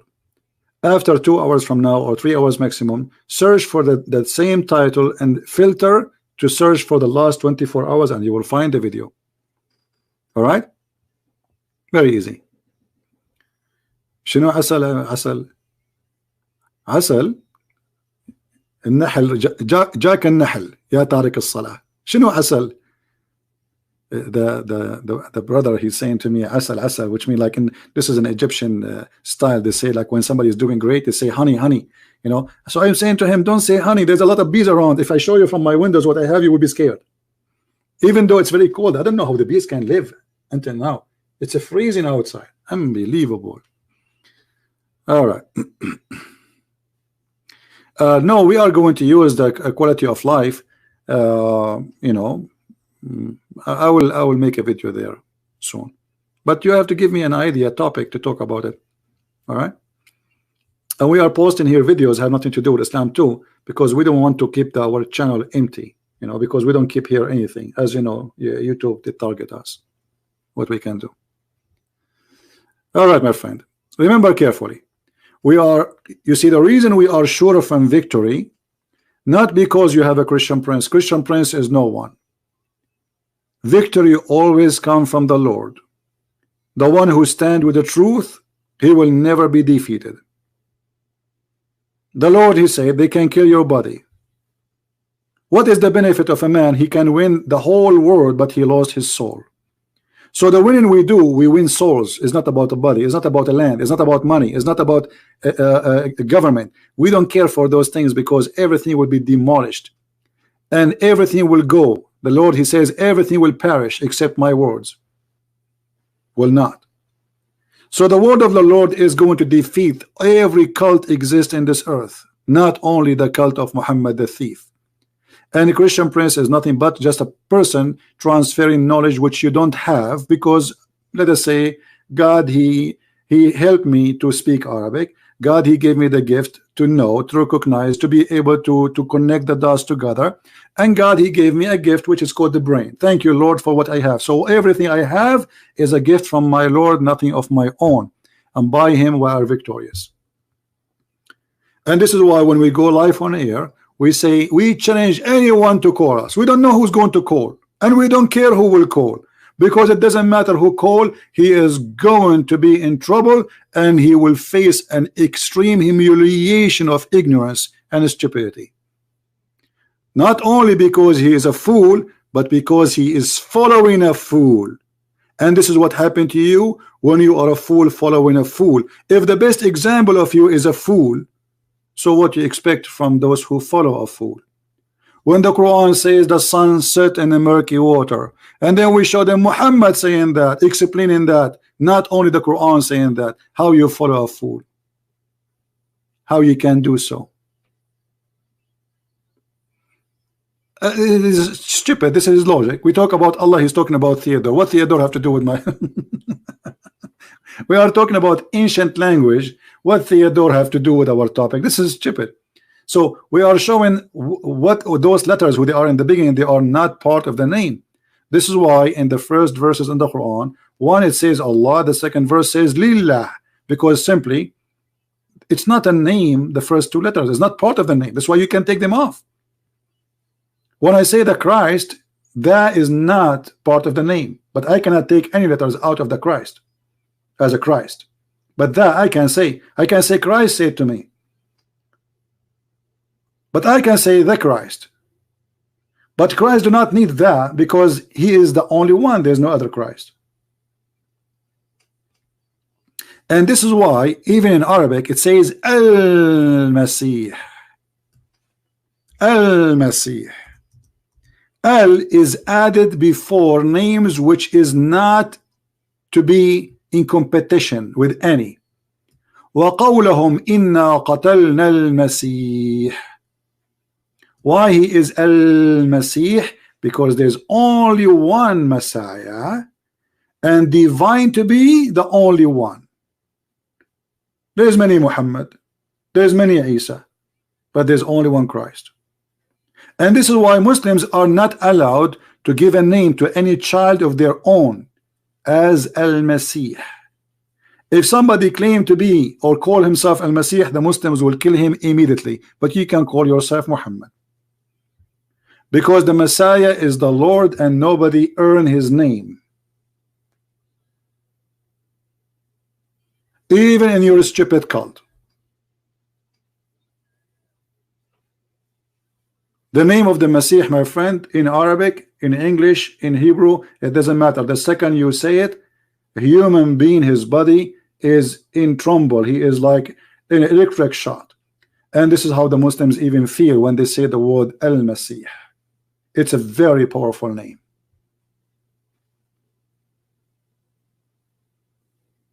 It doesn't matter who is the one reading the name. The second you say the Messiah, you feel something different. And maybe many people do not know. There's a lot of churches in the Middle East sponsored by the donation of Muslims for the sake of Al-Masih, because they knew Muhammad have no healing. Anyone have a problem from the Muslims believe he go to the Messiah asking for help. He don't go to Muhammad. Muhammad, he died because of a poison, and Allah neither him could not save him. Very slow death. That is Muhammad. And this story here raised many questions. If Muhammad is the most beloved prophet for Allah, as Muslims they claim, so why Allah he saved Isa but he did not save Muhammad?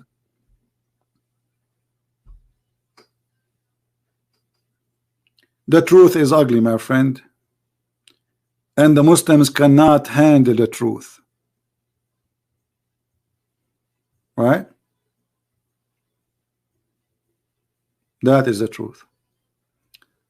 Anyway, I want to say thank you all for being here.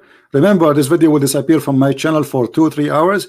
Again, after 3 hours, search for how to approach a Muslim and save him from Islam. Search it few hours from now, and you will have the video posted again in different channels. Until we go again live on air, if the Lord you want us to do so, I say may the Lord bless you all. And if you like to learn more about Islam, you can read my books. And I have now more translation posted. We have 6 on Allah in Spanish, and we have 6 on Allah in Dutch. We have 6 on Allah in German. All of those they are up and in Amazon in the last 7 days only. So I'm glad for those who help us for the translation, so many people from many languages can read and they can learn. Thank you. May the Lord bless you all. And until we see you again, Christ is Lord, Islam is false, and we prove it every day. And as Muhammad, he said, as a Jew, he said to Muhammad, this is how we do it. Thank you.